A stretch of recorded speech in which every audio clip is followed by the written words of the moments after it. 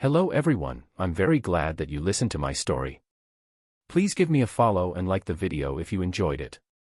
Feel free to comment and provide feedback so I can improve the sound quality. Yes, we invite you to listen to part 4 of the series. Chapter 37. Blood-Colored Buddha, Evil Tathagata. The white fox lifted its head to look at the imperial princess. She recognized the white fox. Lil Bai. While she spoke, the cold wind and billowing snow outside rushed into the archive chamber deep within the palace and extinguished the candlelight behind the door. The world was suddenly engulfed in darkness. Before Xia Xiaosu could even move, she heard some rustling sounds coming from her side. The white fox had run into the chamber in the dark and leaped deftly onto the candle holder. It waved its paws and the candle burned once again with light. Under the glow from the candlelight, Xia Xiaosu's figure was projected onto the threshold in front of her. It looked a little twisted. The imperial princess closed the door. The white fox had already climbed onto the study table. Its body exploded into a dark, cloudy mass of energy. Once the dark energy formed into a shape again, it had become a demon with the face of the white fox, but the body of a young girl. However, the white fox's face made a sudden 180 degrees transformation and an adorable and tender-looking face of a little girl appeared. The girl's eyes were shut. She tried her best to blink twice and finally opened them. They were a pair of seductive eyes that were now fixed on the imperial princess. The girl was holding her head against her hand as she said in a delicately sweet voice, "Little princess, I'm here to ask you something. Were you being serious with what you had said?" Xia Xiaosu might have heard of several myths and legends, but she had never witnessed such a scene before. On top of that, in her mind, this white fox was just a vulnerable little creature that was ensnared by an animal trap. How could she have such magical powers? The imperial princess could not help but gasp, "Lil Bai, you." The little girl sat on the study table in a delicate yet sluggish demeanor as she said gently, "Little princess, allow me to reintroduce myself. Lil Bai is my descendant, Hu Ling is also my descendant. I am nothing but an old fox." Old fox. It was difficult for Xia Xiaosu to associate the little girl in front of her with the words old fox. She was delicate and fair and had a very coquettish look. She had on a silk blouse with red flower imprints and wrapped in a short brocade skirt with clouds on them. Her legs were bare and so were her feet. Her dewdrop toes were playing with the air as she balanced her body with one hand and moved her body slightly toward the imperial princess, smiling coyly at her. Xia Xiaosu asked, "Aren't you cold?" The old fox said, "Huh?" This was transformed from skin and fur. "If the little princess feels cold just by looking at them, I'll just change my entire body." As she said this, a cloud of dark mist once again exploded around the little girl. Once it solidified, she had changed from summer clothes into winter gear. She was covered in an affluent-looking white robe with a cloth wrapped around it. Her naked legs were now wearing a pair of furry boots. The only thing left unchanged was the delicate, sluggish look of coquettishness she had, as if she would fall over from one gentle push. The little girl's long legs crossed as she smiled at the imperial princess, waiting for her answer.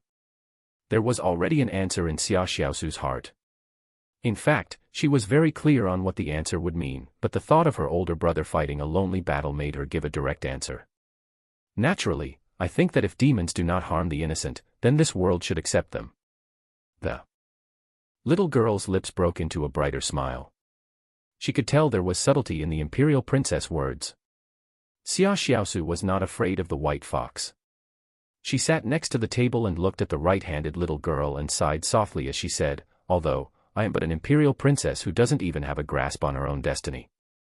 I watched as my older brother was placed under house arrest and allowed myself to be politically married off to Tujue.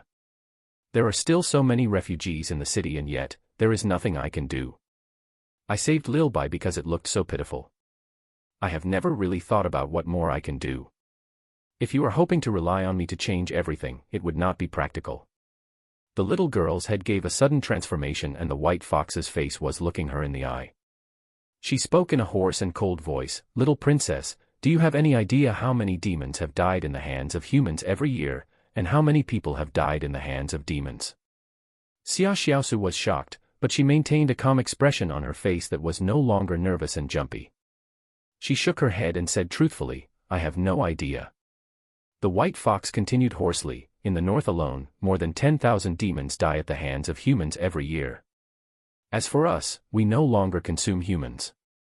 Not only do we not feast on humans, but the juniors have been reading human books on courtesy, trust, benevolence, and righteousness. They even know how to save people. They would guide lost hunters toward the right path, but those hunters would then turn around and bring monks and people from the magistrate's office to hunt us down instead.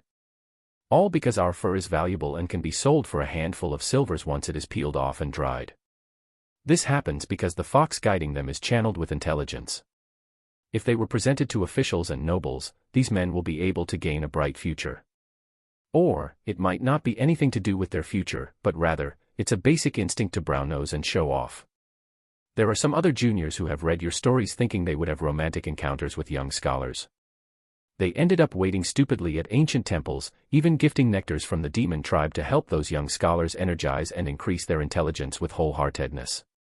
Yet in the end, once the young scholars had achieved success, they repaid kindness with cruelty and killed those juniors, using their fur coats to make fur boas for their newly wedded wives. To reward kindness with cruelty where benevolence does not beget benevolence, is that right? Xia Xiaosu shook her head. The white fox's expression was cold and malevolent. She moved her face close to the imperial princess and once again, her head transformed completely and revealed the face of a coquettish little girl. She now spoke in a soft voice. As for you, little princess, you are benevolent and kind, and possess the true form of a bodhisattva. However, destiny had been unjust to you. You want change, and so do we. You are a member of the Shang dynasty's imperial family who is able to accept us. That means we would only be able to survive with you in the Shang dynasty. Can we expect this? Xia Xiaosu nodded. The little girl smiled and said, a major catastrophe is arriving. Everything will be embroiled in this catastrophe of slaughter. You and I won't be able to escape from it, no one would be able to escape from it. Since the imperial emperor has left the imperial capital, why don't you take your seat as the ruling emperor? The demon tribe will protect you. We will kill whoever that goes against you. He. Become emperor. Xia Xiaosu had never thought about this. This was an extreme upgrade that had taken her aback. The little girl said, little princess, you won't be able to escape.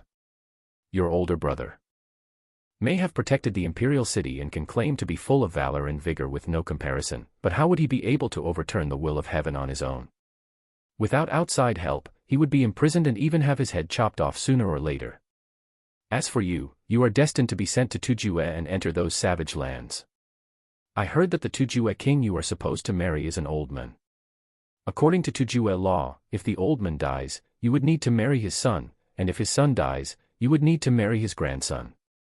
When the day comes that you have turned old, you might also be escorted to die in burial with the deceased, he. The pale and pitiful imperial princess imagined this scenario described by the white fox and fell into a daze. She stared at the candlelight dancing about in front of her and she fell silent. She was only 16 and such burdens should be far from her. Take your time to consider this, little princess. You have tonight, and even tomorrow night, but there is not much time. The little girl no longer pushed her. All she did was smile coyly and twisted her body to move nearer to the imperial princess once again. As for my name, I used to be called Huxian, but when I thought about it, it felt pretty rigid so I added the word, My name is Huxianer. I haven't left the deep mountains in quite a while. If not for this catastrophe of slaughter, I would have remained deep in the mountains and continued to be an old fox. Take your time to consider, little princess. If you agree, then your destiny and mine will be tied together from now on. Right at that moment on Mount Meru, Xia Ji's left hand indicated a gesture of courtesy as a black flammule burst out 3 feet tall, building a form of Vidyaraja. This made his body expand vastly, surpassing far wider than his original form. He had a look of rage as fires roared behind him. He held a bright, blazing sword. This sword could slice away all of men's troubles and had a light of wisdom glowing from it. The Arhat held a long, golden rod as its shadow fell along with the snow. The rod emanated the majestic pressure accumulated in the sky as it came down in an explosion. The air rushed against the current as heaven and earth formed into a minuscule funnel caused by this strike. Everything was poured into this spot, the shadow, the scraping, the gold, gray, white colors clumped together and appeared in an instant. The form of Vidyaraja endured the strike and had actually cracked 2 meters deep. Previously, the 10-meter frost giant could only slice through half a meter. However, in that instant, Xiaoji's black hand of Buddha had gone along with the flow of the strike and pushed the long, golden rod down. He circulated his inner vitality and the cracked body of the form quickly repaired itself. The long, golden rod was raised once again. The hand soundlessly pushed against the rod. The divine form possessed extreme power and was displaying a resonance shared with heaven and earth. The forms of both the Vidyaraja and Arhat collided and clashed against one another, creating a thundering explosion. The booming sound spread out across all directions from Mount Meru in the season of deep winter. It was common knowledge that there was no snow during summer and no thunder during winter. This strange occurrence shocked several hunters at the foot of the mountain. One tried to lift, the other pushed down. One tried to push down, the other attempted to lift. It was but a moment's pause of 2 or 3 attempts. Xiaoji spun and used the momentum to leap into the air. In midair, Vidyaraja held onto his bright, blazing sword. 2 fingers on his left hand clasped tightly together as they swept across the tip of the sword. With that sweeping action, 9 blazing suns appeared. One by one on the bright, blazing sword.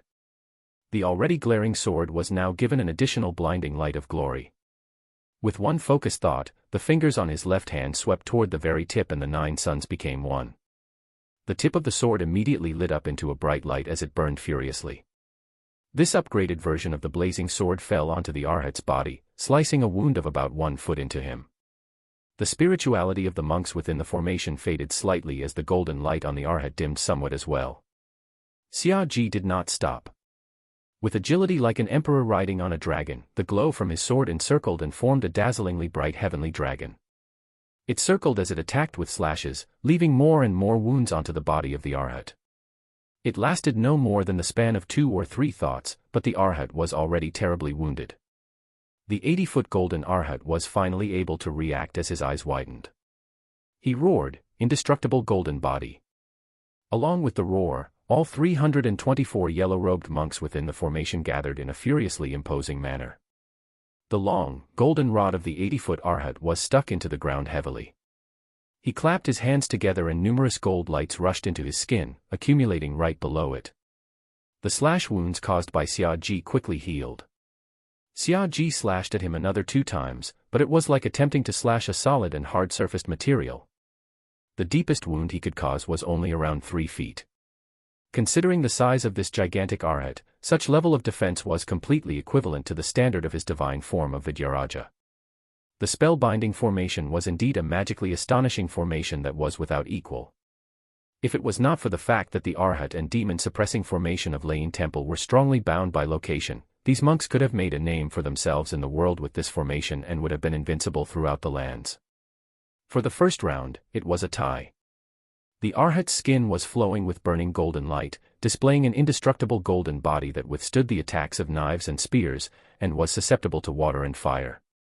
The more light accumulated within it, the brighter the Arhat was. He was like a glaring sun resting within the clouds. He was waiting for the lights to achieve the peak of its utmost blinding moment of glory. Flammule of Buddha. Following the roar of hundreds of voices mixed into one, flammules burst through the Arhat's spirituality and erupted to all 4 corners like an erupting volcano. The flammule shot out around the Arhat. These flammules did not cause harm to any physical beings or objects. It possessed a powerful spiritual attack that would ignite a flame within the body of those with even the slightest thought of evil or sin. This was the grandest attack skill that stood out for Lane Temple. Regardless of Buddhist instruments or even formations, the highest form of attack point for them was to target sins and evil. The same could be said for both Xiaoji's 108 prayer beads that formed Buddha's giant palm and the flammules currently spouting from the 80-foot gold Arhat. Logically speaking, once the skill was activated, anyone would turn to run. After all, who would not have sins? Who would not have evil thoughts? However, Xiaoji did not have them. He had them. Yet, he does not have them. This was the benefit brought upon him by unlimited Zen. It aided him to maintain a carefree state of mind without being contaminated by sin. The monks waited expectantly for the flammules to ignite the fire within this demon. To cleanse him of his sins. to send him down to hell to repent and reflect on himself.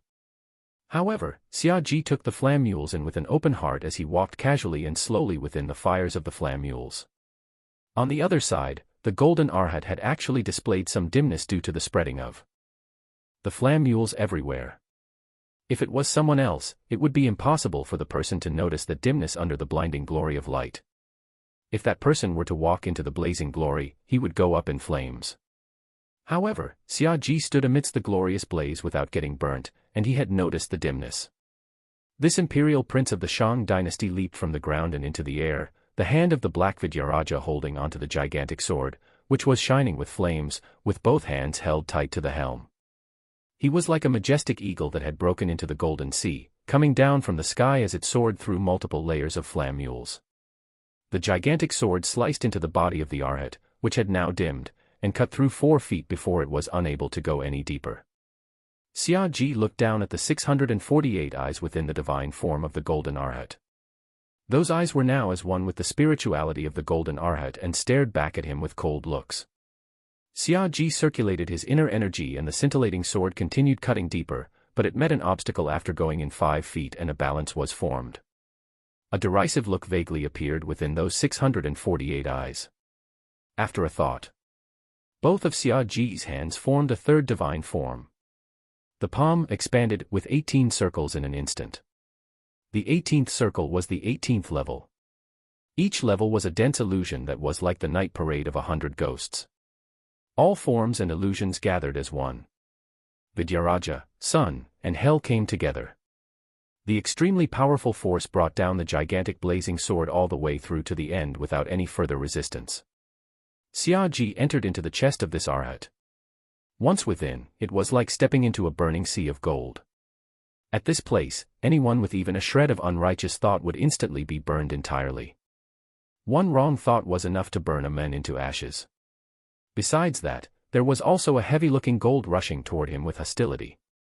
A maniacal need to pulverize one another formed between divine form and divine form. Each continued to attack the other with their stored energy as grating, booming sounds of thunder were generated. Every graze against each other had formed a series of burning white light that dazzled while the splendor of energy created from it exploded straight into the sky. The light pierced through the thick, accumulating flying snow that clumped together like dark clouds, flickering uncertainly within them. The sky within a few miles followed suit as it flickered as well. He shot out from the golden arhat's back and the aura about him dimmed somewhat. The dark light of Vidyaraja weakened slightly while the vast 9 suns were also slightly diminished. Even the density of the parade of 100 ghosts was affected.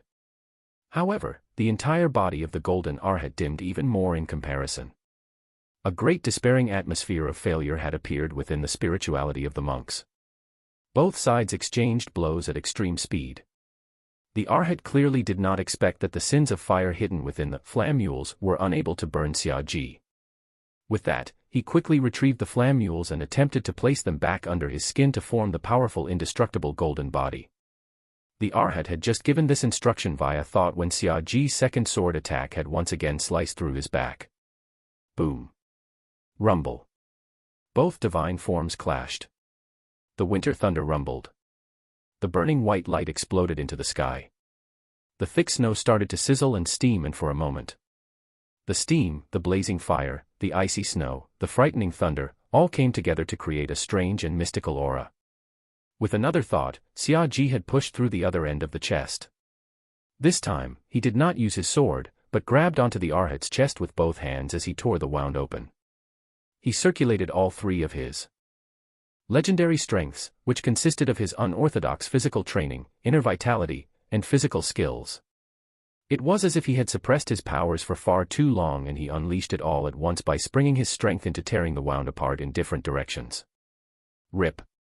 The wound expanded by 1 inch. 2 inches. 3 inches. 1 meter. The length increased. The wound grew bigger. However, the golden lights had returned to the body of the arhat. The indestructible golden body's powerful strength aided the wound's healing as both his hands blocked the wound without budging. Both sides fell into a standoff. The wound healed by 1 inch. The gigantic hands tore another inch into the wound. The wound healed by 1 meter. The gigantic hands tore another meter. This happened repeatedly without stop. The Imperial Prince was a mere 7 meters, and he was going against an 80-foot Arhat. It was like the demon and deity hanging high up in the air, and the Imperial Prince was literally tearing the Arhat apart with his bare hands. Shere Kong had been hiding behind a tree since the fight started. He had been shocked into awe by Xia Ji. When 3 of the divine forms appeared simultaneously, it invoked a strange, frightened feeling within him. This Imperial Prince might really know the 9th level of Diana of the present. This was a character who was a double threat in deity forms and martial arts, and he was at the peak of his form. How many people in the world would be able to match up against him in a 1-to-1 fight? Even so, a human's power will exhaust one day, and it did not matter how powerful a man was, there would always be an expiry date for him. Destiny aside, his downfall could also be brought upon by a powerful binding divine weapon. For him to be able to last this long at Lane Temple was in accordance with heaven's will. The Imperial Prince in front of him was able to turn his destiny around because he was an abnormal being. There was no place for abnormal beings in heaven and earth. Since there was no place for them, it would naturally mean that their existence was against heaven. If heaven did not allow his existence, how could Lane Temple let him be? Right at that moment, the Imperial Prince and the Arhat had gone into a state of balance. All Shere Kong needed to do was create an imbalance between them, and they would be able to rid the human world of a major evil. At the thought of this, Shere Kong activated his skills and moved with lightning speed. He found himself a suitable spot and suddenly lifted his hand toward the sky to breathe in the air. With one breath, he inhaled and exhaled all the wind and snow for several feet around him. The air entered his body and a little circle expanded around him. His monk's robe blew up and was rounded like a balloon. Evil. Demon. Unorthodox path.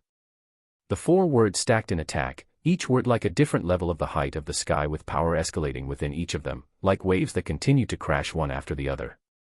When the word path was shouted, a powerful wave of air materialized as it blew outward, traveling for more than 20 feet before hitting Xia Ji right in the back. Xia Ji's body did not shudder from the hit, but it was a crucial moment of the fight between him and the Golden Arhat. This attack was like the straw that caused an imbalance on the balancing act, which forced him to stop the attack. Xia Ji had gained a slight advantage in the second round, but this sneak attack had once again closed the fight in a draw. Xia Ji loosened his grip. Both his hands slammed against the golden body as he leaped into the air and soared into the ruins of a tall building situated a few hundred meters away. The Arhat did not give chase, but he was recuperating at a great pace. Xia Ji was recuperating as well. He turned to glance at Shere Kong, the culprit who had conducted the sneak attack, but did not say anything. He had understood by now that if he asked, "Why would a monk conduct a sneak attack?" the monk would surely reply, "Evil demon on the unorthodox path deserves to be eliminated by all living beings," which was why he chose not to ask at all. A thought suddenly entered his mind while he was busy clashing with the Arhat just now. The demon-suppressing formation ignored the physical being and was locked on spirituality. Would the Diana of the present, which had been turned into a red skill bead by him, be able to do the same? Shere Kong saw that his attempt at interfering in the fight had worked and did not dare to stay any longer. He quickly retreated and disappeared from the demon-like Imperial Prince's sight. After all, he was nothing but a slightly stronger insect in this fight, and the divine form of the 80-foot Arhat created by the spellbinding formation was the main fighter. The monks within the divine form of the Arhat took advantage of the time to quickly heal themselves as they stared at the Imperial Prince, who was staring back at them from afar, looking about the size of an insect. A moment passed. The Arhat did not move. Xia Ji dismissed all of his divine forms suddenly. The monks were taken aback. They had no idea what the Imperial Prince was planning. The fight just now had exhausted a lot of energy from both sides. Their spiritualities had dipped low and now was the time to recuperate. What was he doing? While the monks looked on curiously, Xia Ji took a step forward. This was the step. A gigantic Buddha's form appeared behind him. The gigantic Buddha was still sitting in a cross-legged position with the soles of his feet facing the sky. He was deep in meditation with no indication of his intentions while his hands formed into a mudra during interchangeable movements of the hands. His left hand reached down naturally as his fingers pointed downward, much like the snowy clouds hanging in the sky. His right palm faced outward, his fingers pointing upward like a shield covering the sky. His palms opened up facing up and down, it was the Virata Mudra. It represented Buddha's comprehension of the heart of all living beings. He listened to the will of all living beings, fulfilling the prayers of all living beings. Buddha's eyes were shut tight as an atmosphere of quiet solitude and complete mindfulness encapsulated him. It was like he was sleeping, yet awake. It felt real, yet like a dream. At the sight of this divine form, both the golden Arhat and Shere Kong could not help shuddering, as if fearful of the appearance of Tathagata's truth in front of them. Even if they wanted to continue with the attack, they would still need to conduct a round of prayers to remind themselves that they were there to exterminate the demon, and not attacking Buddha. Otherwise, their meditative minds would shatter on their own and there was no way of continuing the fight. Suddenly, something broke through the silence. Tathagata's form had suddenly opened its eyes. The monks were shocked. They could not believe this scene in front of their eyes. There was no sign of benevolence in the eyes of this Tathagata. They were filled with a strange, blood-red malevolence. A great force could be felt surging into the air. Waves of demonic intent formed into a violent beast-like wave that flooded into the hearts of the monks. A smile appeared on Xiaoji's face. Tathagata smiled as well. With this smile, all living beings within a few radiuses understood his intentions and were all influenced by his will. This intention was a demonic intention. The monks' meditative minds were greatly impacted as every one of their divine consciousness turned chaotic. They could hardly rein themselves in as they became fickle-minded and indecisive. The Arhat's golden form had also started to lose its radiance. Even though he was not completely extinguished, he had become much weaker. This sudden weakness, in addition to the wounds he had yet to recuperate from the previous fight, stacked up. The golden Arhat was starting to show signs of falling apart. The monks quickly attempted to gather their divine consciousness and chanted sutras. At that moment, Xiaoji had transgressed and reanimated all three of his divine forms. Vidyaraja, Sun, and Hell. The imperial prince held onto that flickering, maybe righteous, maybe evil, maybe material, maybe immaterial, bright and blazing sword. Like a shot of an electrical pulse, the sword came down onto the 80-foot golden Arhat. Arhat, shattered. The golden body cracked into pieces as it scattered into the air, as if a state of illusion had just been broken. Following this shattering, the firefly-like golden lights turned dim and finally fell into the earth. As for the 324 yellow-robed warrior monks, they ended up throwing up blood while their spirituality degenerated to extreme levels.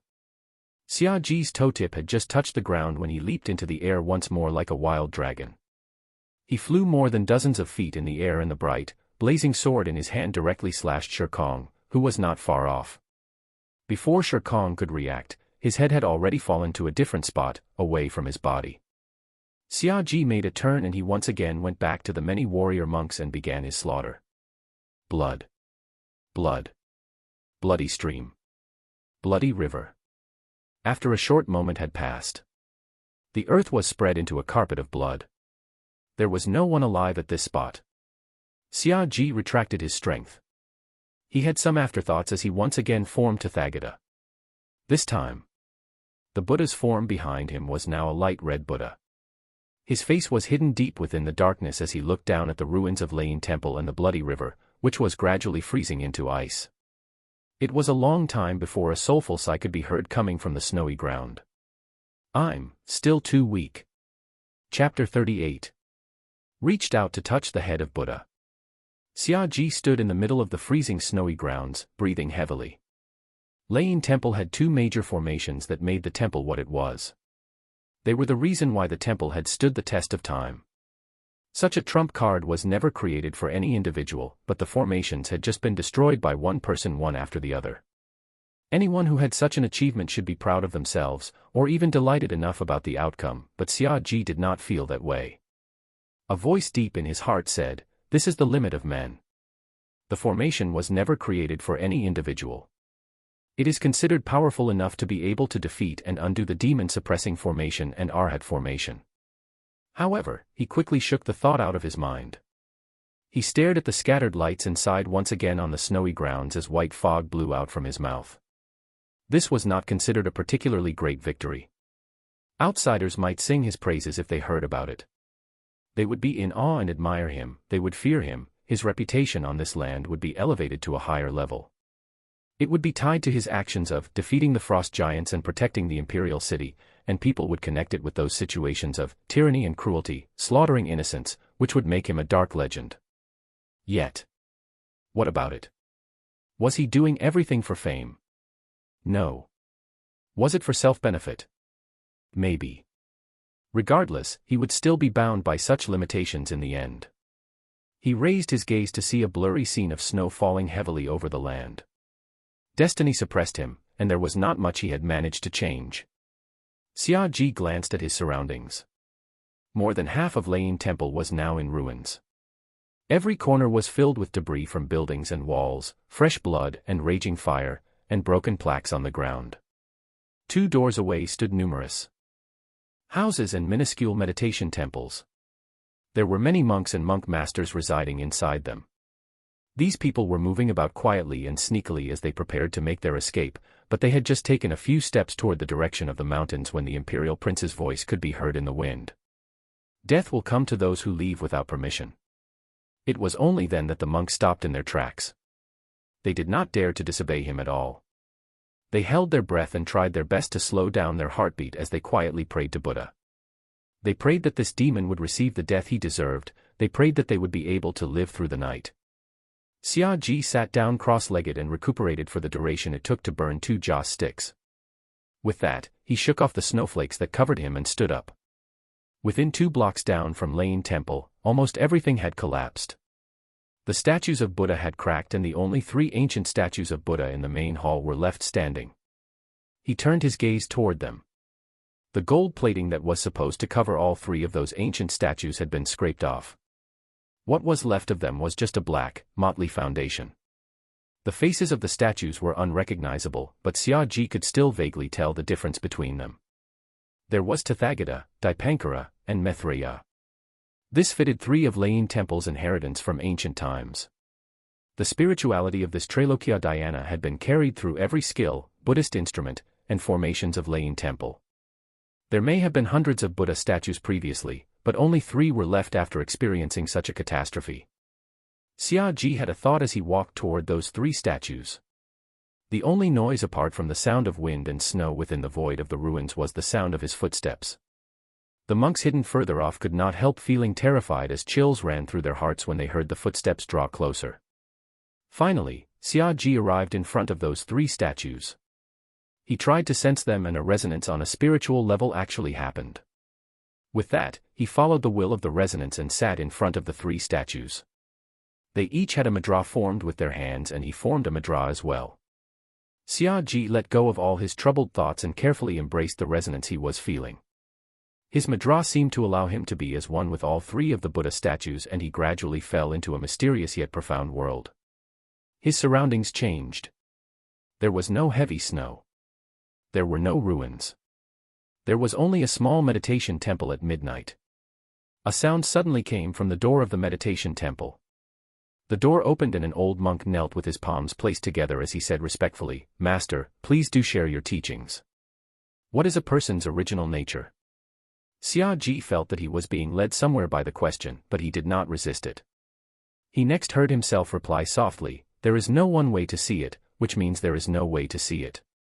It is as vast as the floating clouds covering the surface of where the sun shines. Not knowing any rules or law would be the same as having an empty mind. It would be like creating lightning from the void." The old monk halted his verses and gave this some thought. Then, a happy smile appeared on his face. "Thank you, Master." The scene around him changed. The midnight meditation temple vanished, but another empty land of a temple appeared under the sunny sky. Bong. Bong. Bong.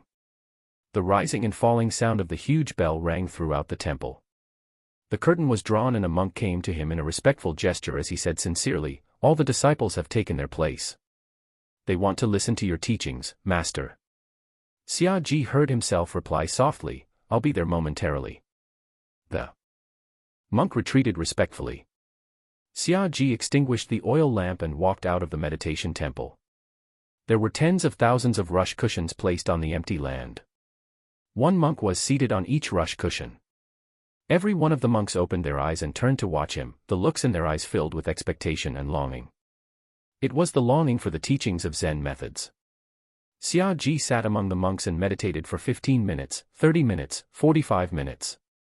He sat until the sky turned dark and did not say a word. When dusk had fallen, thick smoke was billowing from the temple dining hall. The aromatic smell of vegetarian dishes wafted from afar as it tempted the nostrils of hungry foodies. It was only then that he opened his eyes and said while smiling, "Let's have our meal." The monks were speechless. The monk who had invited him in quickly said, "Master, why didn't you say a word?" Xiaji had himself laughing in reply, "I've said everything, didn't you hear me?"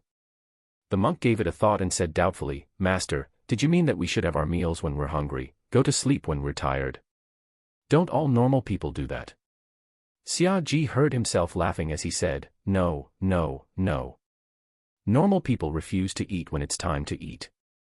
They would have hundreds of excuses for it. They refuse to sleep when it's time to sleep and would have thousands of reasons to pick on it. That is why it is different from what normal people do." Scene after scene rapidly changed around him as it brought him to experience situations filled with zenness and true knowledge. It was impossible to tell how much time had passed before he opened his eyes. The three motley-looking, black statues were still in front of him. The sky was still dark and heavy snow was still falling. His time in that spiritual world was only but a few fleeting moments in reality. He had now understood that this was not some knowledge passed down from Tathagata, Dipankara, and Maitreya. Rather, it was this temple's great abilities of the past that had been resonating with the Buddha's statue and had left some remnants of spirituality. However, time had passed for far too long and these spiritualities had mostly dissipated. Only very little of it had been left to pass on. However, these leftovers were what had made those three statues unique. Now, it could be because he had displayed the form of Tathagata that had ignited this resonance, which prompted Lane Temple to pass on to him this treasure of spirituality. It enhanced his spiritual strength. Crack! Crash! The three motley Buddha statues had lost the support of the spirituality and started to break one by one. The statue on the far left broke apart first as it turned to pieces of black stone and fell rolling to the ground, forming into a small, stone hill. Next, the statue on the far right started to crack as well. Only the imperial prince of the Shang dynasty was left sitting in what was originally the location of the Sakyamuni valuable palace. He sat steadily without moving, quiet and mysterious. He carefully experienced the spirituality he was gifted with and it turned his Trailokya dhyana into a slightly deeper red. It turned more condensed and solid and his spiritual strength was clearly stronger. In addition to the second, dhyana of the present, skill bead he had obtained previously, which helped enhance the process, his spiritual strength was now strong enough to leave a spiritual mark that had his unique signature. Once this thought was birthed, it was like pushing open a huge door. The world beyond this door was calling out to him. So, Xiaji stood up. Clang! The motley Buddha statue on the left had crumbled completely. It fell into ruins at one side and formed a mound of worthless gravel. The Tathagata statue in the middle had finally started to completely crack too. A dark crack appeared from the Buddha's head to the body. Soon, this statue followed the footsteps of the others. Following the complete crumbling of this final statue, the last remaining symbol left behind by Lane Temple of the ancient times had vanished into thin air and existed no more. However, none of this happened. That was because Xiaji had leaped gently into the air and stood on the shoulders of this Buddha statue. He reached out his hand. He touched the head of Buddha. Chapter 39. What I am teaching you is all matters are permitted. Lane Temple, past the first set of doors. Master Monk Jian Kong had a terrified look on his face as he stared dead ahead through the crack of the door. Past the second sets of doors, the toilet, straw shed, the brushwood door, the monk's accommodation, archive chamber, meditation temple, and the huge hall have all been destroyed. Further away, the only one left was the imperial prince, who was standing on one side of the top of Tathagata. The wind was running through his black hair. He stood still and quiet in the heavy snow. Jian Kong wanted to take this opportunity to escape. However, he did not dare to do so. If he had tried, it would only mean certain death. Within the temple, he was currently Lane Temple's highest-ranking monk other than that senior of his on Mount Meru's 9th peak. He had watched as many of his second and third generation disciples, even his seniors and juniors, died at the hands of this imperial prince. There was a lot of rage in his heart, but he was very reluctant to come forward and take action. Even the very thought of taking action gave him chills all over. He could not overcome himself and was fearful of having to fight. He had seen the Imperial Prince transform into Buddha and broke the demon-suppressing formation in an instant, causing more than 400 chanting monks to lose years off their lives, aging with gray hair. He had also seen this Imperial Prince form the blood-colored Tathagata and broke the Arhat formation with a flick of the finger, causing uncertainty within 324 warrior monks. They ended up being beheaded with their corpses lying on snowy grounds. He had also seen this Imperial Prince interchange between righteousness and evil, creating hell, sun, and the divine form of Vidyaraja. The flam mules that were supposed to burn sin did not even manage to touch him. This capability, this state of mind, had far surpassed all levels he knew of and anything that he had imagined. That was why even though Jian Kong was angry, he was even more terrified. His heart was filled with cowardice and a terror that was born from the fact that he had no control over his life and death. For a moment, his mind wandered and he recalled many things before he had become a monk. When he was a child, his family was very rich. He had been fated to be taught by monk Yun Shui and cultivated a pure Buddhist inner vitality. After that, his father noticed that he enjoyed learning martial arts and employed a teacher for him, whom his father paid handsomely, to train him in swordsmanship. The teacher was rumored to have been a dismissed disciple of the Heavenly Sword clan. Even though he was dismissed, but his swordsmanship skills were quite impressive. However, when his teacher was kicked out of the clan, he had made an oath to demons that he would never impart the swordsmanship of Heavenly Sword clan to any outsiders in his lifetime. That was why his teacher did not teach him any skills from Heavenly Sword clan, but he was taught swordsmanship from other clans, which was enough for him. He had cultivated 12 years of inner vitality and practiced swordsmanship for 10 years. Both his inner vitality and strength were considered ample and he was finally able to hold his own. After that, he had become a wandering swordsman of justice and was known as the Green Shirt Swordsman. He had a saber with him and had a strong sense of chivalry and justice. Time went on. Finally, he killed someone he was not supposed to. He remembered it very clearly. It all began with a young master of nobility from magnificent mountain city who lusted after a woman. The woman had a husband who, unfortunately, was a commoner. All the young master needed to do was to make some arrangements and to cause the death of the woman's husband. He next arrested the woman's son to threaten her. If she did not serve him obediently, her son would end up being sent to the borders.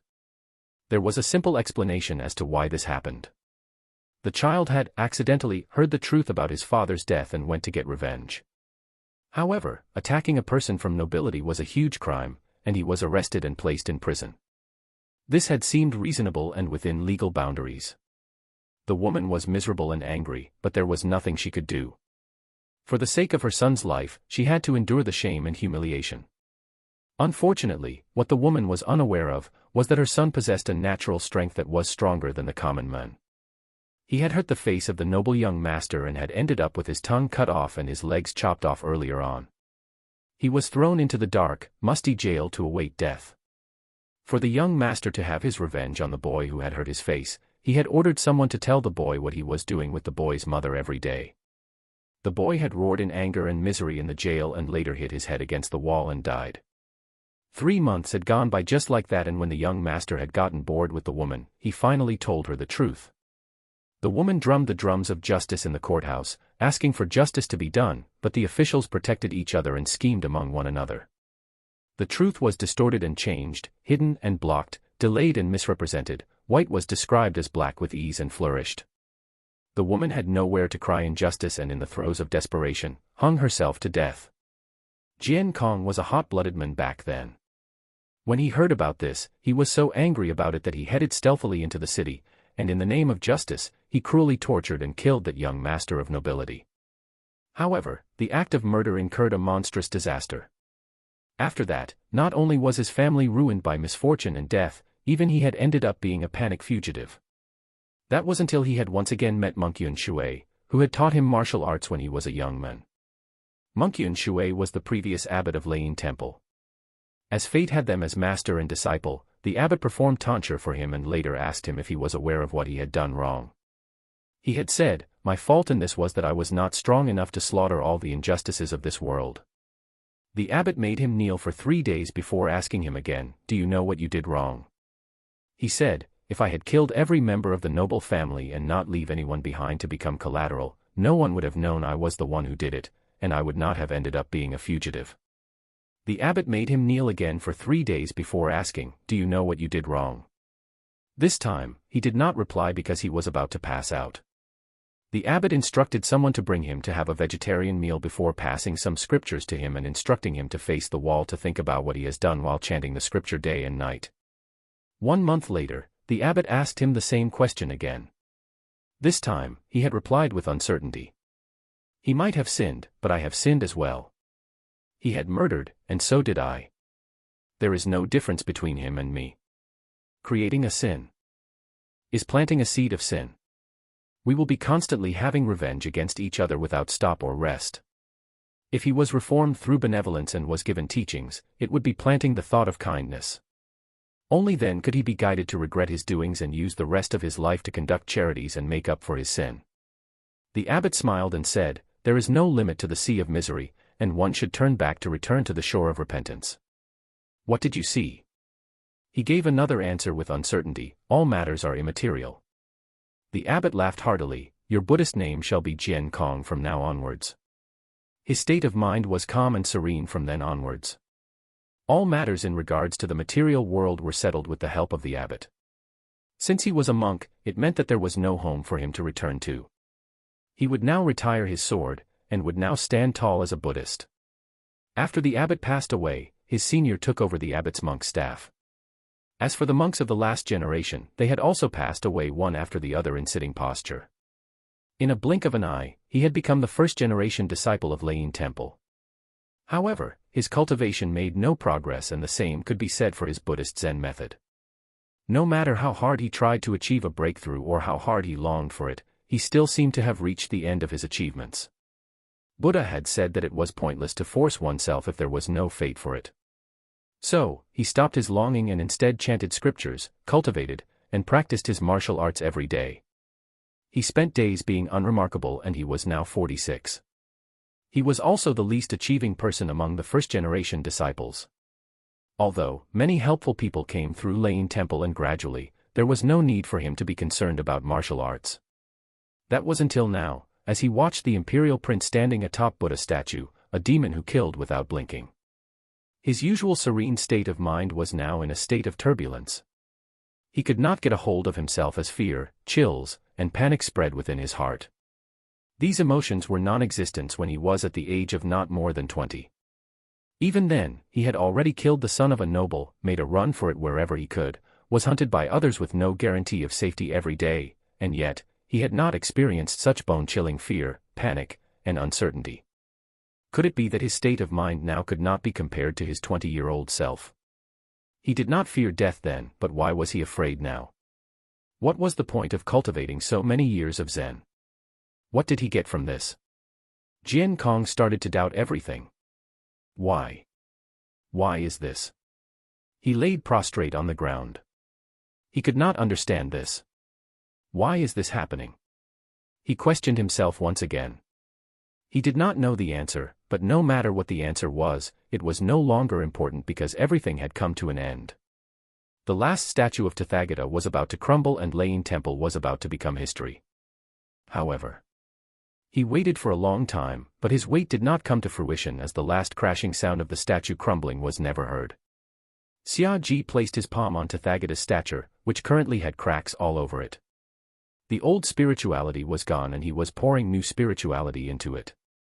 The 9th level of dhyana of the present allowed Xia Ji to create the divine form of Tathagata, but this was a form that belonged to others, after all.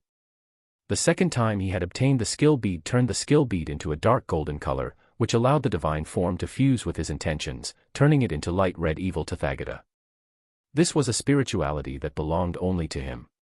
The upgrade of dhyana of the present had also resulted in the upgrade of the Trailokya dhyana as a whole. The gift of spirituality from the 3 Buddha statues of Lane Temple had helped him enhance to the point of being able to leave his spiritual mark behind. Right then, the originally gray and lackluster statue slowly regained its liveliness. The cracks had also seemed to magically heal at a gradual speed. After a long while, He had completed the record of his spiritual mark. The Buddha statue stood upright once again. Even though it was not plated in gold, it still looked extraordinary. From now onwards, all those who came in prayer to Buddha would pray only to him. Monks do not go against Buddha, and those who prayed to him should not go against him. Xiaji was tired but serene. He leaped down from the Buddha statue, and the statue's palms seemed to have a life of his own as the hands crossed across its chest just in time to catch Xiaji. The serene voice could be heard from all directions. The voice seemed to have a strong demonic power in it, which sounded like the words of Buddha. The remaining monks did not dare disobey.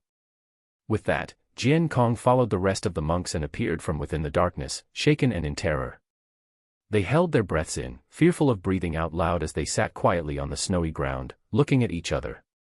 A serene chant sounded in the air. Bodhisattva Avalokitesvara, when practicing the profound Prajnaparamita, the 5 aggregates were illuminated but were all found empty, transgressing all that is misery and bitterness. Saraira, all that is immaterial are material, yet all that is material are immaterial. The same truth is found in thought, action, and knowledge. The scripture was a common one, but it contained Xiaji's demonic intention, thus making it uncommon.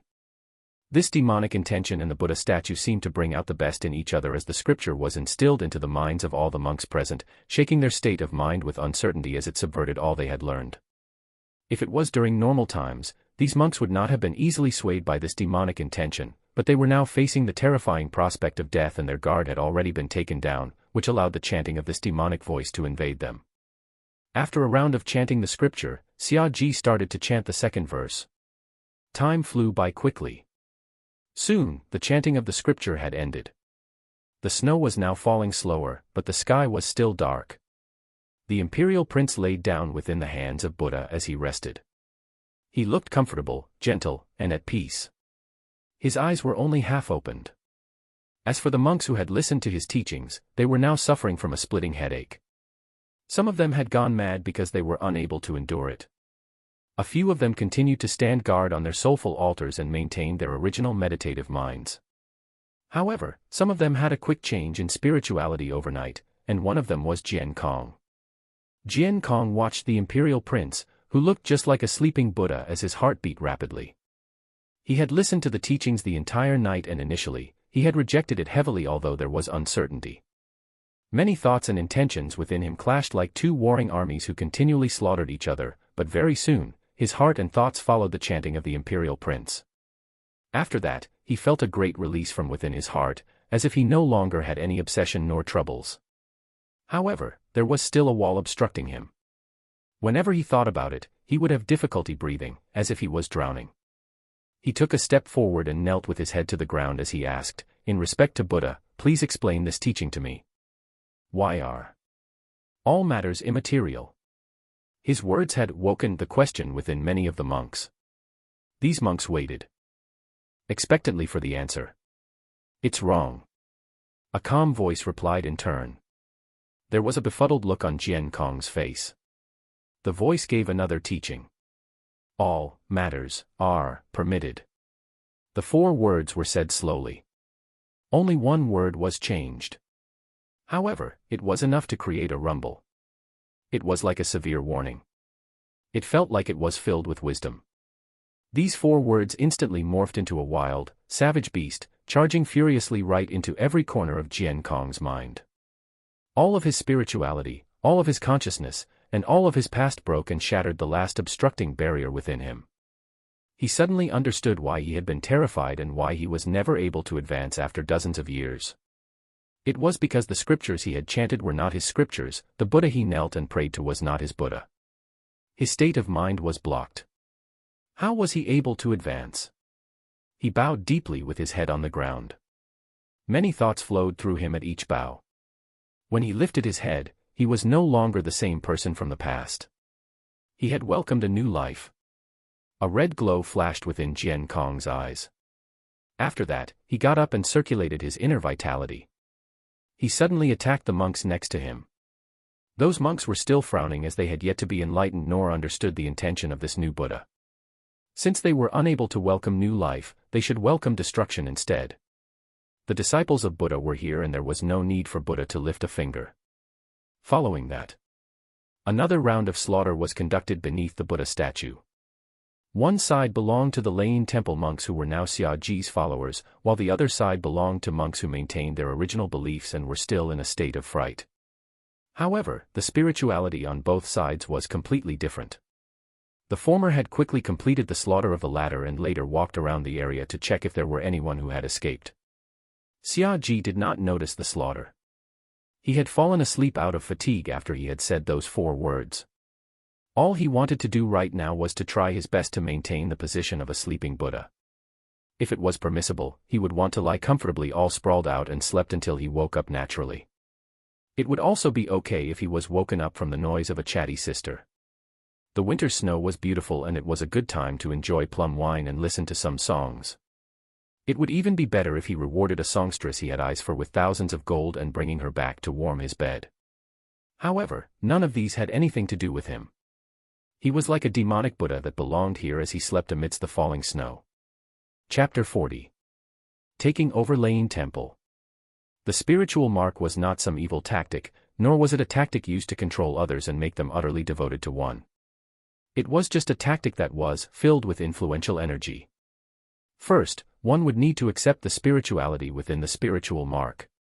Next, under its influence, one would receive extra aid, which would later help complete half the work needed to cultivate certain types of skills that would require combining.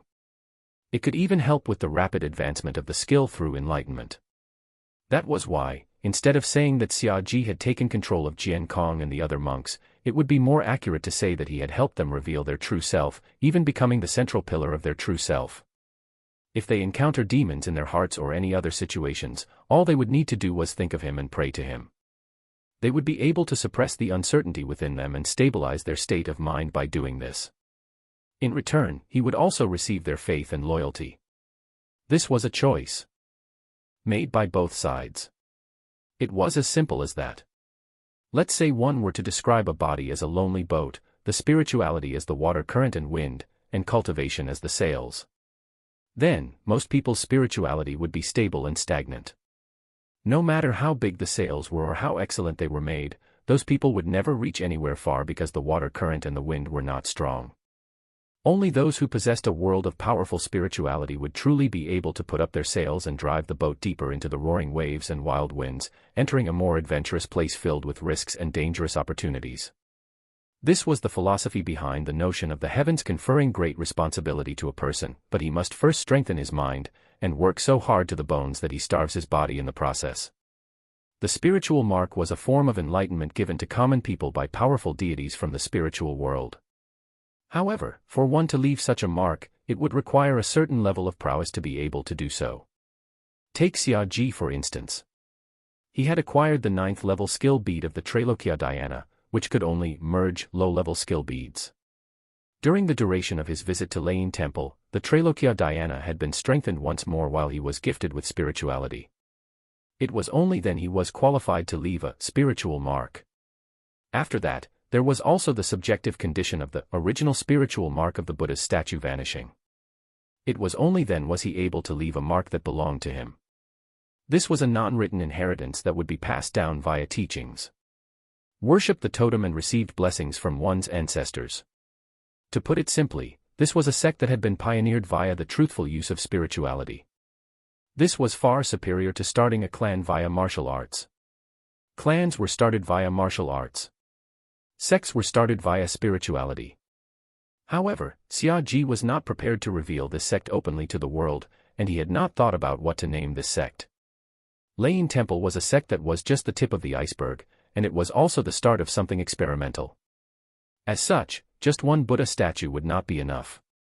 When dusk fell and he woke up, he asked for writing brushes, ink, paper, and inkstones. He went into a meditation room behind the first set of doors as he wrote furiously. The scriptures left behind were still the same, the martial arts were still the same, but as he wrote, his writing was instilled with his vast spirituality. From here onwards, anyone who reads his scriptures would be affected by him. Anyone cultivating or training in martial arts would be influenced and change would come to them. These scriptures and martial arts will be as one with the statue that had received his spiritual mark of the evil Tathagata, and would become the core pillar of the newly born Lane Temple. The snow began to stop and the sky was red from the sunset. There were still more than 500 monks remaining, and all of them were cleaning up the ruins. They dug graves and buried corpses, and after that, they chanted the scriptures together to help the dead transgress and move on. When the sound of the wooden fish and chanting stopped, the sound of the billowing wind could be heard blowing through the mountain's bizarre rocks and strange pines. Hundreds of miles around Mount Meru whistled and whimpered. The deep and grave buzzing sound did not rest, as if the vast earth had tens of millions of dead souls leaving at the same time. The night came and the white moon hung high as the wind billowed high above. The monks entered through the first set of doors and into the monks' accommodation within the meditation temple as they began to rest. However, their Buddha was still writing scriptures under the moonlight, which made them feel ashamed of themselves. Jian Kong stood outside the door for a long time and only asked aloud respectfully when Xia Ji stopped writing for a while. "With respect, my Buddha, please advise on what the new temple shall be named." Xia Ji knew that when he left, Jian Kong would be the abbot of this new temple. So he said, "Are you ever stubborn with words?" Jian Kong had researched Zen for close to 30 years, which was why he immediately knew that the new Buddha was testing him, intending to give him pointers. So he quickly answered, "I have never been stubborn about words." Xia Ji said, "Were you stubborn before and as such, never been stubborn about it, or were you never stubborn before, which is why you have never been stubborn about it?" Jian Kong. Xia Ji continued, "Think through it and give me the answer." Jian Kong did not leave and knelt under the moonlight. He had a proper-looking face and his body was thin. The gray monk's robe moved about as it rippled in the wind. It stuck close to his physique, which was withered like an old bamboo. His palms were placed together as if he was listening to teachings with his eyes closed and head lowered. As there were no longer any obstructions in his heart and mind, his long-suffering accumulation of burden was finally unblocked. He experienced exploding breakthroughs which made his inner vitality and blood turned even more serene and majestic. It was like the waves of a big river hitting against a cliff. Even when they were separated by skin, the full-bodied power could vaguely be felt. Xia Ji continued writing his scriptures. Once he started, he wrote throughout the night. When he was tired, he would hold his head against his hand and rest for a while. The next morning arrived. The roads were covered with snow, and the chilly wind rustled. The huge sun rose from the east, shining through the darkness of heaven and earth. It was lucky that Lane Temple had closed off the mountain roads. Otherwise, devotees visiting would have spread the shocking news of Lane Temple being exterminated and revealed another violent act by the Shang dynasty's imperial prince to the world. The monks had woken up early and divided themselves into 3 groups. One group was in charge of their daily vegetarian meals while another headed out to take care of the ruins and go through the remaining scriptures which were 2 doors away. The rest were headed to the warehouse of hidden objects at the 6th peak. They needed to rebuild the temple. However, they still did not know what the temple would be named. That was why Jian Kong was still kneeling. Xia Ji was almost done. When he saw that Jian Kong was still not enlightened, he asked him another question: how many of the scriptures you had studied in the past were passed down from Buddha, and how many were from demons? Before Jian Kong could answer, Xia Ji asked him a second question: how many of the scriptures I have taught were passed down by Buddha, and how many were by demons? Jian Kong wanted to say something, but he could only open his mouth like a mute who was unable to say a word. He was unable to grasp this Zen-ness. Xia Ji sighed softly. This monk's talents were a little limited. He did not bother to reveal the answer. All he said was, "This temple will continue to be called Lane Temple." Jian Kong said, "I am too slow. I will remember Buddha's words." "You should change a Buddhist name too. What would you like to be called?" "I have joined the temple since I was 18 and am now 46. I have enslaved my demonic intention for 28 years until yesterday when I have truly understood that the demon was not what I have enslaved, but Buddha.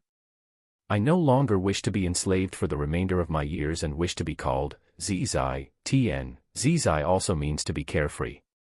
Approved. The monks replated Tathagata's statue with gold and rebuilt the archive chamber.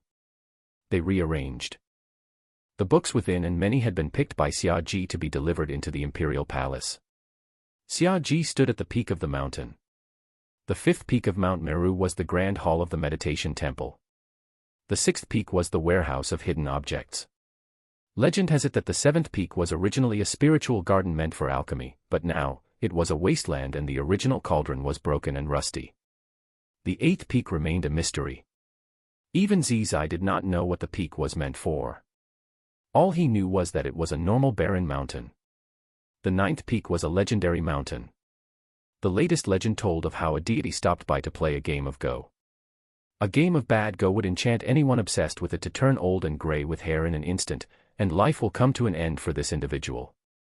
The imperial prince from the Shang dynasty stopped writing scriptures and arrived at the sixth peak first.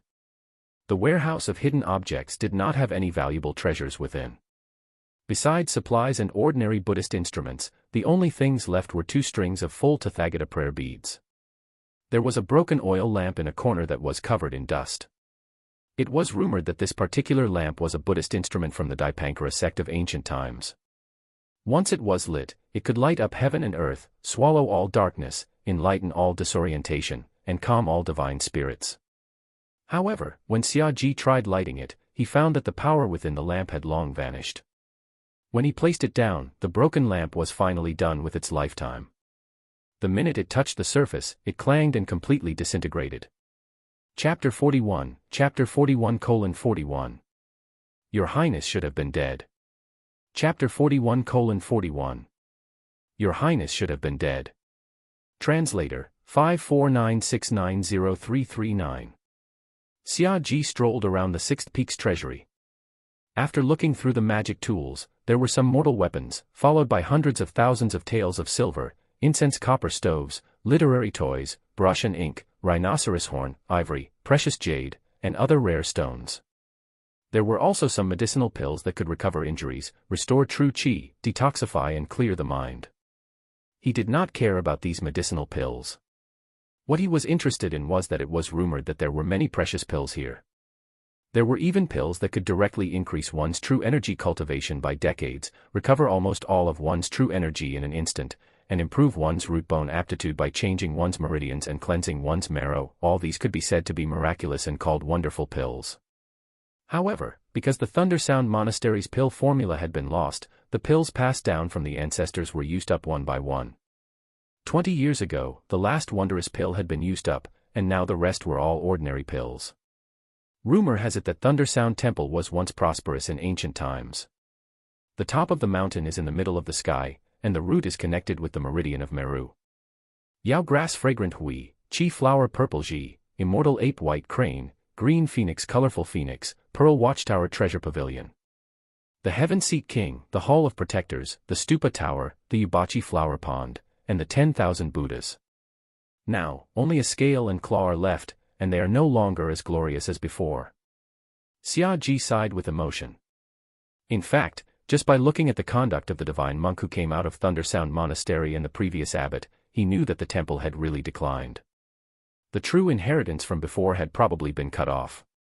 Other than 2 or 3 scriptures and a few Buddha statues, there was nothing else. Even the Buddha statue had very little mental energy left, otherwise, it wouldn't have been so easily absorbed by him. Of course, there was also the Xian formation, the demon suppression formation and the Arhat formation.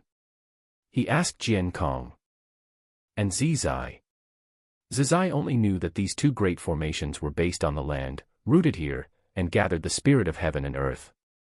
The tree could still survive if it was moved, but this kind of mountain-suppressing formation would be destroyed if it was moved.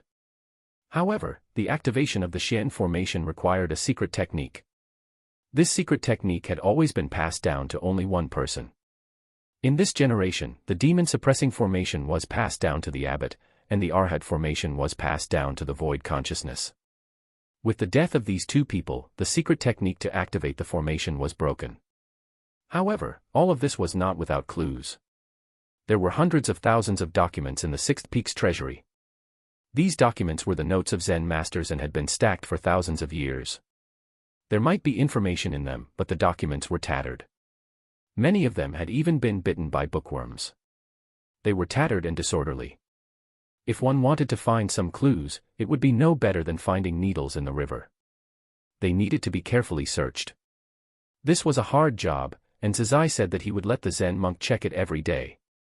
After all, if they could find the secret techniques to use the two Xian formations, the new Thunder Sound Temple would be able to stand firm. After handing this task to the monk, Xia Ji walked towards the ninth summit. Mount Meru still had one last hidden danger, and that was the old monk guarding the treasure of the Bitter Sea. Xia Ji had met him once. Now, he was going to see him for the second time. The first time was to arrest the prince and come to learn from him. This time, it was completely different. It was late in winter, and the rosy clouds were like blood. The cliffs on both sides had already piled up thicker and thicker clouds. They were misty and misty. The unmelted white snow sucked away the little temperature of the world, making this peak even colder and more desolate, heartless and heartless. The old monk was still sitting across from the chessboard. When he saw Xia Ji, he shouted, "All actions are impermanent. Everything in the world is in the process of being born, changing, and dying. Last time, it was benefactor. This time, it's Buddha. I'm not wrong in my judgment." Xia Ji sat on the stone chair opposite him and smiled. "However, you only severed 30% of your demonic nature. Otherwise, the situation would be very different. This is also the monk's cause. Back then, when the abbot had judged that he was 70% Buddha and 30% devil, he had received concubine Wan's special care. If the judgment had given him 10% devil, then it would not just be a matter of special care. The judgment given by the abbot must have come from the old monk. The old monk had said that it was true. The abbot immediately sent a message back to the palace. This was a problem. However, even though the old monk had said it, he had lied because the old monk knew that the chess piece that they had discussed had nothing to do with the three-point demon. However, he still only said that it was a three-point demon. That was also a problem. In short, he wanted to protect Xia Ji. The old monk smiled. "This is not my fault, but your highness' fault. Because, your highness is worth this old monk's effort. If you knew this would happen, what if you were sentenced again?" Xia Ji asked. "No change," the old monk said indifferently. "Unchanged. No change." Xia Ji laughed out loud and asked, "Then how much of a devil do you think I am now?" The old monk smiled and stared at the young prince in front of him for a long time. Then, he put his palms together and said softly, "Your highness, LT spotless and very Buddha." Xia Ji stopped laughing and looked at the old monk. After a long time, he suddenly asked, "How long will the monk sit there for?" "Your feet have become roots," the old monk said. "When you take root here, you will be forever." After saying that, the old monk slowly moved. Xia Ji then noticed that the old monk's legs were actually tree roots. They were twisted and knotted, densely packed, and hidden under the chessboard. When he moved, the tree roots were like hundreds of pythons swimming slowly. This was not an illusion, so this old monk in front of him. This old monk was originally a saha tree. In ancient times, I obtained the spiritual seed of Menkai and nurtured my spiritual embryo for thousands of years. Now, I've only woken up for 100 years. Because I was infected by the Buddha's will on Mount Meru, I was born with the appearance of an old monk. Your Highness, you don't have to worry about me. In my opinion, this Thunderclap Temple should have been the land of Buddha and has been stained with dust for a long time. Now that your Highness is in charge, this old monk is very happy. Xia Ji thought for a moment and roughly understood. The old monk had deliberately told the abbot the judgment of 70% Buddha, 30% devil. Perhaps he had wanted to kill the abbot in the first place so that the entire Lain temple could be reborn and rejuvenated. He had taken a fancy to her. However, there was nothing he could do at the peak of the mountain. He could only push the boat with the right amount of strength when the situation fell on his side. A peck and a peck were destined. Therefore, when he saw himself, he understood that the cause that was planted had reaped the fruit that should have been sown. That was why he smiled.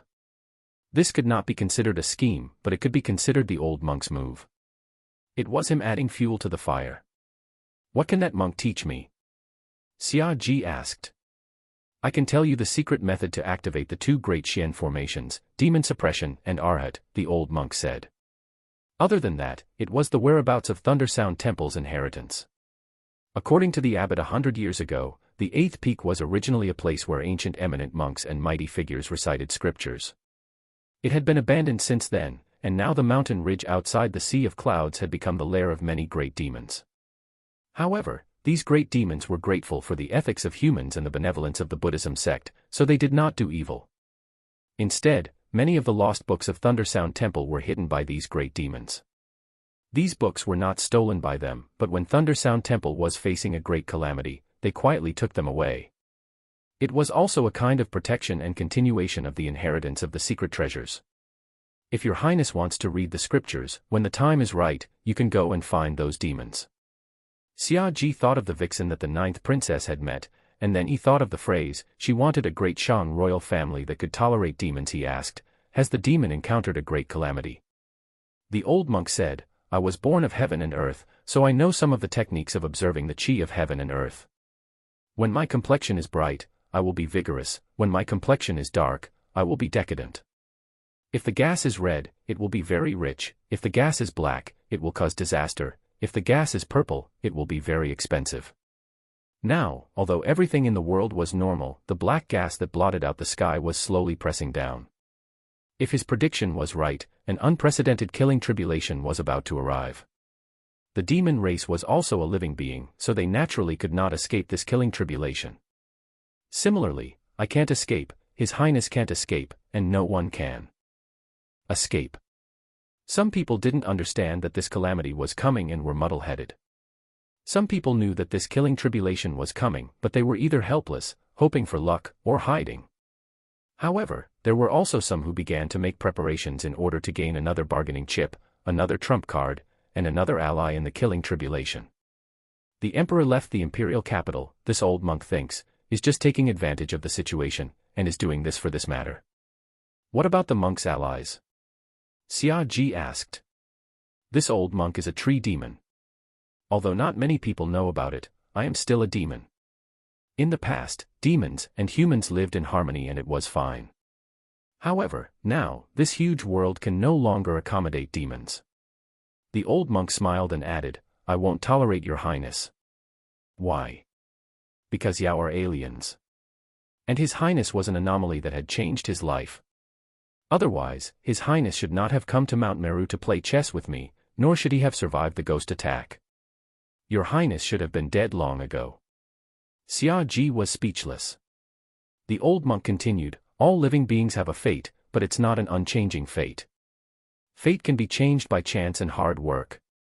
However, for someone like His Highness, it was not something that could be explained by changing his fate. His Highness had completely changed his life. Therefore, for those who were proficient in observing the stars, His Highness's existence was as clear as the bright sun in the night sky. Perhaps it was still hazy at the beginning, but the moment His Highness defended the imperial city and guarded against Guifang, the weather and fate were in chaos, and the source of everything was His Highness. That's why I know. The great Si Ming, the little Si Ming of the Heaven Inspectorate, and even His Highness' 8th sister know. They have already sent letters to many people. This is also where the abbot's information came from. Forgive me for being blunt, but in this world, your Highness is already an enemy to everyone. He finished speaking. Silence. After a long time, Xia Ji smiled and replied gently. So what? Chapter 42, Chapter 42, 42. If the sky is too high, the gate of heaven is hard to find.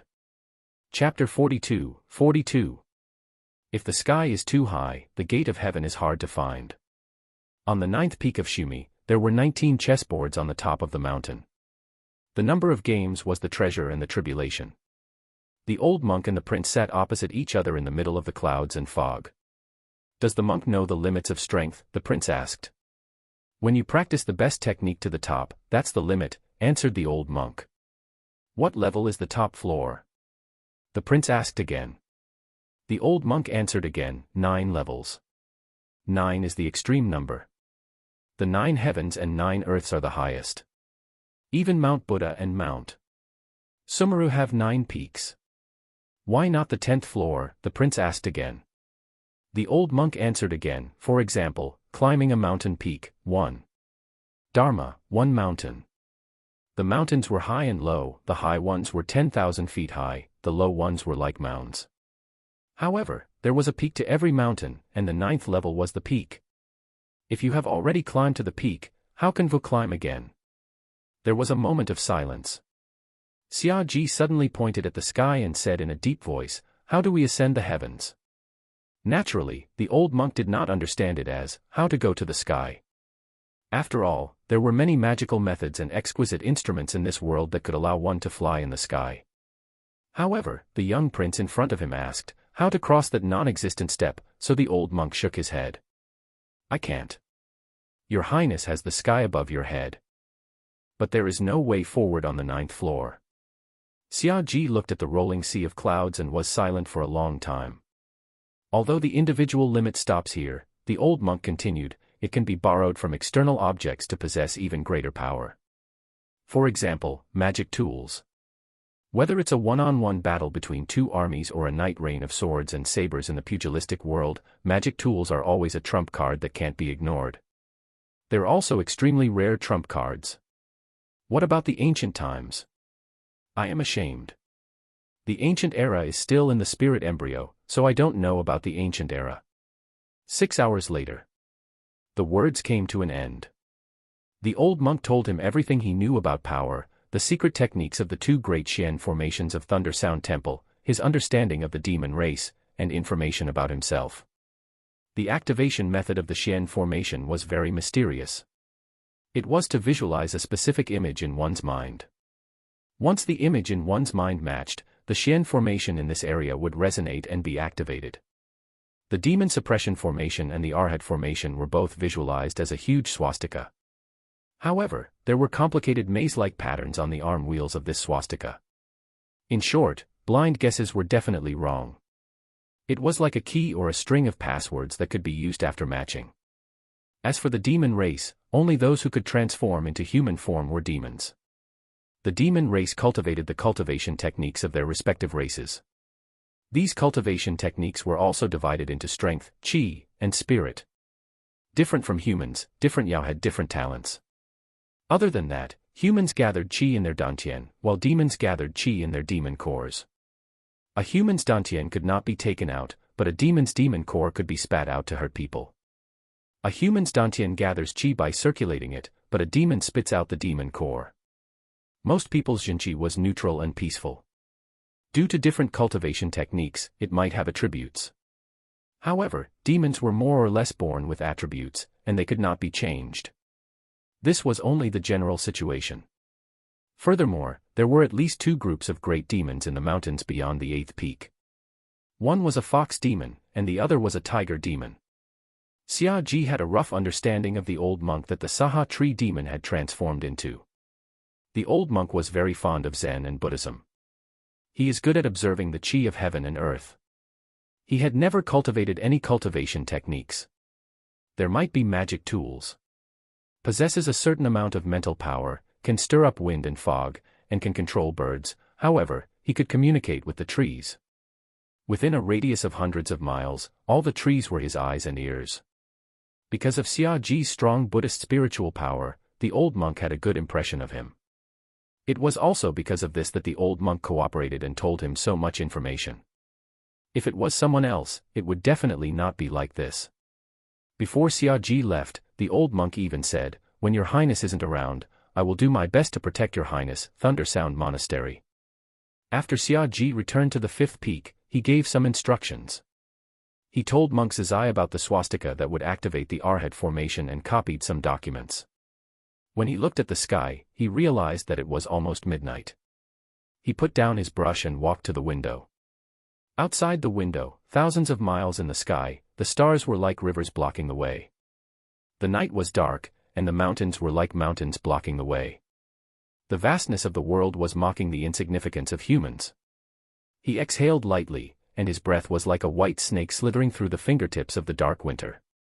So what if it was the 9th level? So what if he stood on the peak? The sky was still high, and if he couldn't turn into the sky, how could he suppress the world alone? He couldn't suppress the world, but he had to be suppressed. With his strength, he might be invincible in a one-on-one fight, or at least one of the top people. However, the strongest power in this world was not the strength of an individual, but the strength of an army, a Xian formation, a ritual implement, and some mythical races that he had never heard of before. For a moment, he thought of Lu Bu, who he had read in the books in his previous life, and Xiang Yu. How similar was the world now? In the end, no matter how high one climbed, the heavenly gate was still hard to find. A great obsession suddenly surged. Life's greatest hatred. He hated that his fate was unfair. I hate that good and evil are not avenged. Henshin Tianqiong was too high. He closed his eyes for a long time and took a deep breath of cold air, which entered his internal organs. A moment later, he threw away these thoughts and began to think about returning to the city. Today was already the 4th day since he left the imperial capital, and he had told Eunuch Mei that he would be away for 3 days. Today, he had not returned. In addition to the rumbling of heaven and earth caused by his battle with the 80 feet golden Arhat the night before yesterday, it was enough to make the invisible enemies in the city hallucinate that he had been captured. After all, logically speaking, he should have been captured. The 2 Xian formations of Thunder Sound Temple were indeed powerful. But it didn't matter whether they were exposed or not. It was because Eunuch Mei should have hooked up with those people. This old dog was fickle, and he still thought he didn't know.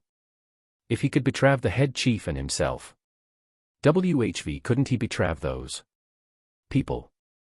He didn't put any bait on his fish. Eunuch Mei was a bait that had legs, a head, and could speak nicely. He could even run to find fish on his own. This bait might even become a vicious knife at a critical moment. Whichever fish was eaten, the fish would be directly cut open. He did not even need to do anything. This father-in-law might even give him a surprise. Xia Ji sat leisurely in front of the window. He suddenly felt a little hungry. The image of the 9th princess floated in his mind. She was a desolate, small, pale princess with long, soft, yellowish hair. She was only 1.5 meters tall. She was nervous, afraid, submissive, gentle, compassionate, crying for others, and always prepared to commit suicide with a dagger. During the 2 years he was under house arrest, only Xia Xiaosu could bring him delicious food. Every time Xia Xiaosu brought him food, she would make it herself. He gradually got used to her cooking. When his stomach grumbled late at night, he really wanted his sister to cook 2 dishes. He gulped and smiled. Ha ha ha. Lord Wen, you lost. Xia Ji didn't come back. He thought he was smart and arrogant, thinking that he was invincible. In the end, he was still trapped by the monks of Thunder Sound Temple. If I were him, I would have stayed in the imperial city and stayed quiet. Even if I had to bear some infamy, I wouldn't lose the true nature of a man. However, he left the imperial city and was even captured by those monks. If this kid didn't have some fortuitous encounters, he would have died long ago. Even if he had some fortuitous encounters, he would have spent it all so quickly. He was at the end of his rope and couldn't do anything else. From this, it can be seen that this kid's temperament is really low. He gained power with one move and was like a nouveau riche. He really has a low temperament. No wonder he was caught by those monks. Ha ha ha. Sir Bai, today is only the 4th day. This man's trusted aide, Eunuch Mei, has already tried to find me several times. Today, he came again and looked very anxious. If it wasn't for the fact that something had happened to his master, would he be so anxious? Sir Bai, even if this is the case, both of us know that this child is not so unbearable. During these days, I have heard many refugees in the city talking about the good things of the 9th princess and the 7th prince. The people must not be foolish. Hey, what do refugees know? How can their knowledge compare to yours and mine? Lord Wen, the truth is always in the hands of a small number of people. Those refugees are just making a fuss. I am currently thinking about how to use Eunuch Mei to do something. The Grand Scholar was originally listening with a smile, but at this moment, his expression suddenly turned serious and he reminded, Sir Bai, remember not to reveal your identity. There are many officials left in the imperial city. You and I are not the most outstanding people. We can only act in the dark. Once it is revealed, if the 7th prince goes crazy, both of us will be beheaded. Lord Zhao is too careful. This child won't be able to return. Now, we should quickly control the situation and welcome the return of the emperor. In a few days, the great General Nangong sent by the emperor to stabilize the imperial capital should be here. We have to prepare a banquet to receive this general. Otherwise, if he makes things difficult for you and me, it will be a big problem. Of course, we've prepared all the delicacies, the Grand Scholar said with a smile. There's also the Ice Emperor shrimp from the North Sea. Sir Zhao, you can find Ice Emperor prawns again this year. That was the gold on the table. 1 gene of Ice Emperor shrimp was worth more than 1 gene of gold. With such delicious food, it can be seen that you and I have put in our best efforts. Sir Bai, the Grand Scholar reminded him again. No matter what, you must not expose yourself before the vanguard army arrives. It's better to be careful. I know. Grand Scholar, you are too cautious. Is Xia Ji worthy? While the mansion was chatting merrily, Eunuch Mei was shuttling back and forth in the shadowy alleyway. It seemed that the 7th prince really couldn't come back. The most important thing now was to meet with the hidden sentries that the emperor had left in the city. Only after meeting them could they talk about the deal. If he couldn't reach an agreement with these hidden sentries before the return of the emperor and form a consensus that I'm actually hiding beside the 7th prince because I'm enduring humiliation and burden, he would be dead for sure. Therefore, he was very anxious. It was very urgent. Therefore, he was desperate and gave a false news out of thin air, that was, the 7th prince was not dead and was returning. He believed that those lackeys would definitely tell their masters this false news overnight. As long as he didn't sleep for a night and kept an eye on them, he would know who their master was and who the emperor had left behind as a secret sentry in the city. At that time, he would apologize and clear his name. After all, this was a win-win situation. Suddenly, his expression changed. He saw a black shadow flying into the distance, so he quietly followed. Chapter 43, Chapter 43, 43. The cows and snakes should jump out, right? Chapter 43, 43. The cows and snakes should jump out, right? In the wee hours of the morning, a carriage stopped in front of Bai Manor. Although this manor was wealthy, it was not considered outstanding among the many cowardly nobles. It was neither superior nor inferior, and it belonged to the kind that no one would pay special attention to. The sturdy servant hurriedly jumped down from the imperial platform. He supported himself with both hands and his knees went soft. He knelt on the ground and became the human stool for the dignitaries to step on. The curtain of the carriage was lifted, and a noble in plain clothes stepped on his back and hurriedly got out of the carriage. His brows were tightly emitted, and his expression was actually a little anxious. He had just received news that the boorishman was actually not dead, and was on his way back. This was a big matter. As soon as he got out of the car, a figure suddenly flashed out from the shadows beside the door. That figure walked under the lantern of the Bai residence, and the red light shone on a smiling face. That person said, "Greetings, Sir Bai." The noble naturally recognized this person. This was Eunuch Mei, whom he had often mentioned these days. This person could actually find him. Eunuch Mei. He cupped his hands and replied. The eunuch revealed a relaxed and kind smile. I've been waiting for a long time. Sir Bai, can you treat me to a cup of fragrant tea?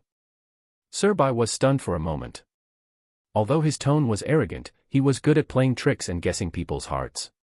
When he saw Eunuch Mei's expression and thought of the urgent report he had just received that the 7th prince was not imprisoned and was preparing to return, he immediately understood. This information was fake. But this message was urgent. He was so anxious that his hidden sentry had no choice but to inform him immediately. Eunuch Mei had used this to secretly track him down and find him. Not bad. He did not expect this eunuch to have some tricks up his sleeve. With such methods, he might be able to become his ally in the imperial palace. Who knew that this eunuch would not be able to become the head chief in the future and become the favorite of the emperor? Thus, Sir Bai cupped his hands and smiled. Eunuch, you are too polite. After the battle, I should have treated you to a cup of tea. It is still too late today. Eunuch, please drink some tea. I will drink to apologize. When Eunuch Mei saw the other party's expression, he immediately knew that he had understood the whole story. Everyone was smart, and they seemed to be kind. It was much easier to speak like this, so he said politely, Sir Bai, please. The two of them looked at each other and their minds were connected. They had already reached a consensus before they entered the residence, so they laughed at the same time. He who understands the times is a wise man, and a good bird chooses a tree to perch on. Smart people were generally like this. He was smarter than adults. Eunuch Mei was the same. A smart person meeting a smart person would naturally make them happy. Then who was the fool? Naturally, they were people who had different thoughts from them. Of course, it was the ignorant people in the city. Naturally, it was the boorish man with brute strength, the seventh prince who had appeared out of nowhere like a nouveau riche after enduring patiently, and now that he had exhausted his trump card, he was once again under house arrest. Deep in the palace. The night was cold to the bone. The princess, who had not slept in the early hours of the morning, coughed twice. She rubbed her forehead with her pale little hand and continued to read the article. Examining whether there is something or not, and whether it is true or false, follow its desires to see its will. Dismiss his words slightly and refute them. In order to seek the truth, the most important thing is to get his intention. Close the door and open it to seek its own benefits. Or open it to show it, or close it to close it. Open it and show it to him, because it is the same thing. It is different from sincerity to close it. This was the second chapter of the Power Path. It talked about how to maneuver among different factions, play with power, and carefully observe the human heart. She flipped through page after page, and the door suddenly opened slightly by the size of a fist. The night wind rushed in, causing the candlestick to flicker. Her face also alternated between darkness and light. A few white figures scuttled in. The door closed again. 5 white foxes appeared in the candlelight. The foxes were filled with demonic chi and exploded like black smoke. When they reappeared, they were tall and charming girls. On the contrary, Huxian, who was only 1.2 meters tall, was barefooted. Her jade-like toes touched the cold ground as she looked up at the 9th princess behind the desk with a smile.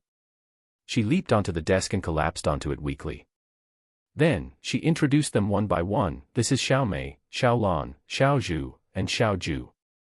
They are all demons who have cultivated successfully in the Northern Fox clan. Little princess, let them be palace maids. With these little foxes around, unless a great expert came, Northwest One could get close to you. Next, the other demons will also come to the Imperial City one after another. Let's do as we discussed before, he. Huxian's head suddenly turned 180 degrees, revealing her white fox face. She said hoarsely, possession. As long as he knew the information and habits of these people, he could pretend to be them and take over the army and power, he. She turned her head half a circle again, revealing her original charming face. She said gently, then the little princess will have her own power and can be a true empress. By the way, have you thought of the little princess's emperor name? Also, the name Little Su is too soft. It's not an emperor's name. Should I change the little princess's name? He. As soon as she smiled, the 4 vixens standing in the study began to giggle as well. Their furry big tails were exposed from their short skirts, and they swept each other with their tails, making slapping sounds. Quiet down. Huxian did not turn her head, but the fox face behind her suddenly let out a roar. The 4 little foxes immediately became tired and uneasily retracted their fox tails. Who wears short skirts in winter? You are humans now. Aren't you cold? Huxian cursed again. The 4 little foxes looked at their ancestor who was dressed so scantily and did not even wear shoes, so they felt very wronged. However, their ancestors were very powerful, so they still obediently blew out clouds of black smoke. Then, they used fur to make the standard palace maid's clothes, palace pants, and furry boots. Xia Xiaosu put down the book. If a person had experienced life and death and despair, then their personality would change drastically. The princess's personality did not change. She was just trying to put on a coat and put on a face. Her brother was right. She could not be a little girl anymore. The cold dagger in her arms reminded her. To live or to die, it only took a moment. The arrangement of the palace maids was something that had been discussed, so she nodded and then calmly said, before brother left, he said that he would be back in 3 days. Today is the 4th day. Do you know what happened? Huxian exhaled and said in a gentle tone, Little princess, you might not have heard it, but 3 days ago, Thundersound Temple was filled with Buddhist light and thunder. We know that it was Thundersound Temple's demon-suppressing formation and Arhat formation. No one can leave under the double formation, so your brother must be trapped in Thundersound Monastery. Xia Xiaosu trembled. She clenched her left hand tightly, her sharp nails digging into her pale skin. The pain allowed her to remain calm. Is my brother dead? I won't die.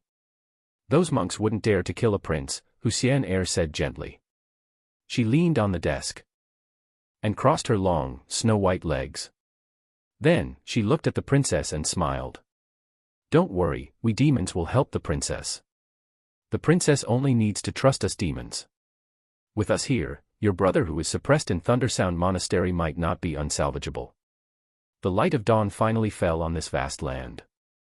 After finishing his vegetarian meal, Xia Ji gave some instructions and rode his horse straight to the imperial city. Today was the 5th day. All the monsters should have jumped out, right? If they were lucky, they might even be able to see some good shows. It was time to put away the fishing line. Chapter 44, Chapter 44, 44. If the saber is not unsheathed, it will kill the heart. Chapter 44, 44. If the saber is not unsheathed, it will kill the heart. Eunuch Mei and Sir Bai were toasting each other in the pavilion of the Bai residence. The two of them were discussing many things, including the present, the future, before the return of the Son of Heaven, and after. Thank you for your advice. If it weren't for Sir Bai, I wouldn't have known that great General Nangong was already on his way to the capital. You're too polite. Sir Bai smiled and cupped his hands. Eunuch, you've endured hardships and tried your best to hide beside such a person without a king or father. You've put in a lot of effort. When General Nangong enters the city, he will definitely invite you to the welcoming banquet. Our family's status. In such a difficult situation. The head chief has already died. And Alv Eunuch is still alive. This must be a great merit. We were able to succeed because of Eunuch's secret help. Hearing this, Eunuch Mei's eyes lit up. He hurriedly smiled and said, Sir Bai, I really have to thank you. If you need my help in the future, just let me know. Manager Mei, there are still many days ahead, ha ha ha.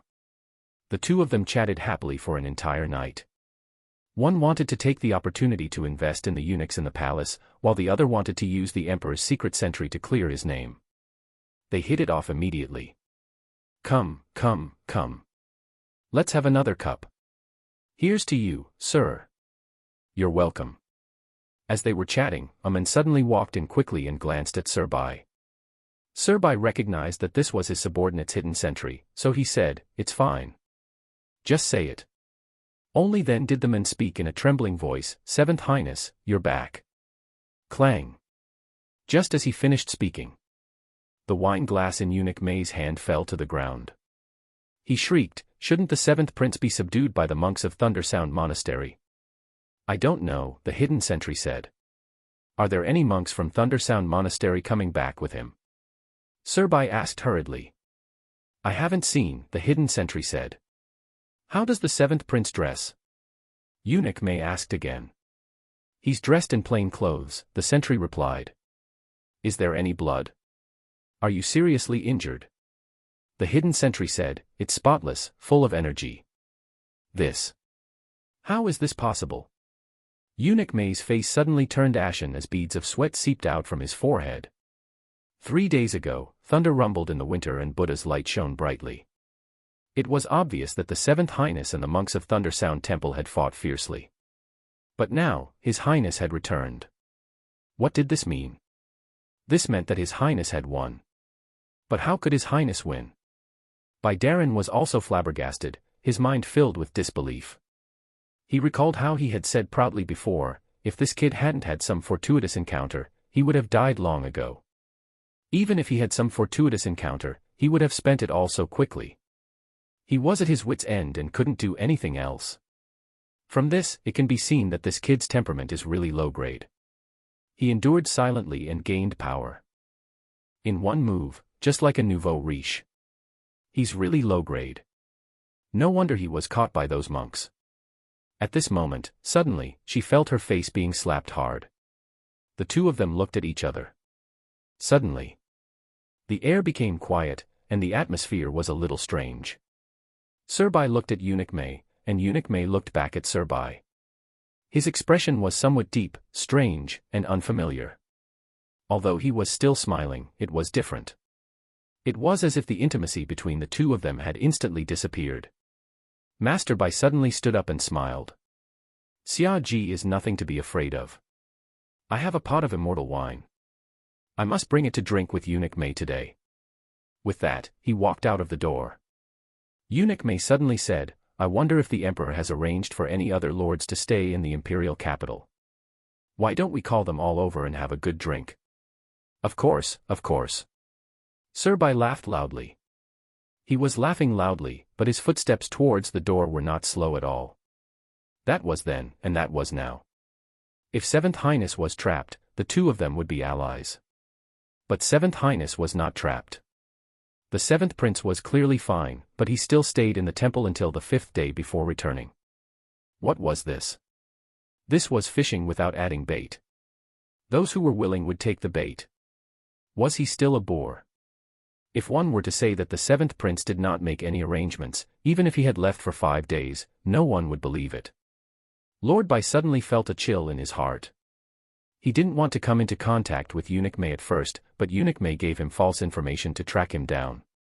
In the end, this false information became true. Could it be that this was also part of the seventh prince's plan? No. The seventh prince did not expect this. This was only within his expectations, but he must have expected Eunuch Mei to come and hook up with them. Not only did the seventh prince not put any bait on the fishing rod, he did not even stand in front of the fishing rod. But a fish like him had taken the bait. When the seventh prince came back, he seemed to have expected the existence of the secret agent. The secret agent became his chess piece and became his power to stop him. However, this secret agent was sent out by him. This was. What kind of person was this? He felt a chill in his heart. He only felt that the seventh highness was truly terrifying. If the knife was not drawn, it would kill the heart. And he actually felt that such a person was a boor. It was truly ridiculous and ironic. But now, he knew that times had changed, so he smiled as he retreated. Eunuch Mei's expression was uncertain. Seeing him take 2 more steps, he suddenly raised his voice and said, Sir Bai, please wait. However, Bai Darren didn't know how to stop. Hearing these words, he quickly ran out and shouted, Assassins! As he shouted these 3 words, the hidden sentry beside him, who had been on guard for a long time, pulled out his sword and stabbed at Eunuch Mei. Eunuch Mei had just heard these 3 words when he shot out like a bolt of lightning. Cold air burst out from his left palm as he grabbed at Sir Bai from behind. This cold air actually carried a faint sharpness like an embroidery needle. It was obviously the exquisite chi circulation method in the Sunflower Manual. When a wild goose flies past and plucks its feathers, there is still some oil left in the fat hands. When the head chief asked him to give the Sunflower Manual to the seventh prince, although he did not have the time to copy it, he had memorized a part of it. At this moment, he was going all out to kill this Bai Darren and even the other people in the Bai residence. If he killed Sir Bai, then not only could he destroy the corpse and cover up his history of betrayal, he could also go and claim credit, saying that he had found out the mastermind behind the rioters, but he was surrounded and killed in the end. He was also seriously injured. Bai Darren was a smart person and he knew this too. As he ran with all his might, he shouted, Guards, guards! Several guards hurried over from afar. In the sunlight, the sword rang and a cold light was drawn. The guards quickly ran towards Eunuch Mei, who was behind Sir Bai. However, Eunuch Mei did not panic. He smiled coldly and opened the fingers of his steel right hand. As if a mechanism had been activated, 5 black metal tubes appeared on his fingertips, from which cold light shot out. When the seventh prince crippled his right hand and he turned it into a puppet hand, he had spent a lot of effort.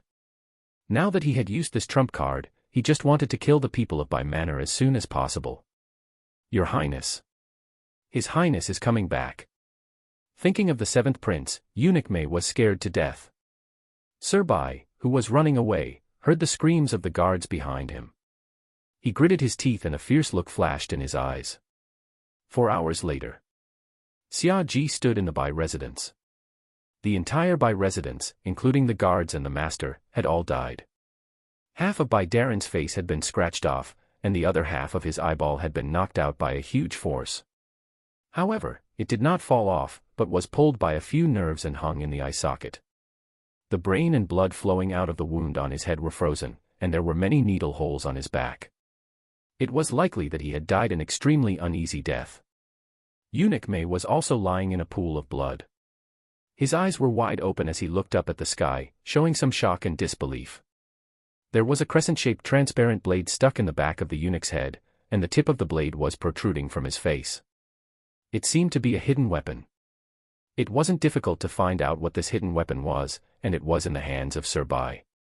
It was a terrifying hidden weapon that could fetch 10,000 taels of gold in the underground ghost market. However, Xia Ji only needed a little investigation to know that this wasn't a hidden weapon at all, but a killing magic weapon. However, this magic weapon had already been used up, or else the owner wouldn't have sold it. The men of sacrifice had already arranged all the corpses neatly in the courtyard of the Bai residence. There was really no one who survived. All of them were dead. It looked like Eunuch May had killed them all. This was really a poisonous bait. However, Xia Ji's gaze shifted slightly. Although the wounds were similar, and even the fatal wounds of the deceased were showing the frozen state of the ice true qi, there was still a slight difference. In other words, there was a third person who helped Eunuch May complete the task of eliminating the weeds and roots. Sir Bai had sneaked into the Grand Secretary's mansion, and Eunuch May had also sneaked into the Dibby mansion. His sudden return had frightened them, causing them to give up on their cooperation in an instant and turn to killing each other. In the end, they had thrown out their trump cards, resulting in both sides suffering heavy losses. Both of them had died, and then Sir Bai's accomplices had hurriedly sent experts to destroy the corpses. Xia Ji's expression was calm. This was one of the endings he had been looking forward to. However, the matter of silencing him showed that this matter was deeply involved. There were countless dignitaries and ministers in the court.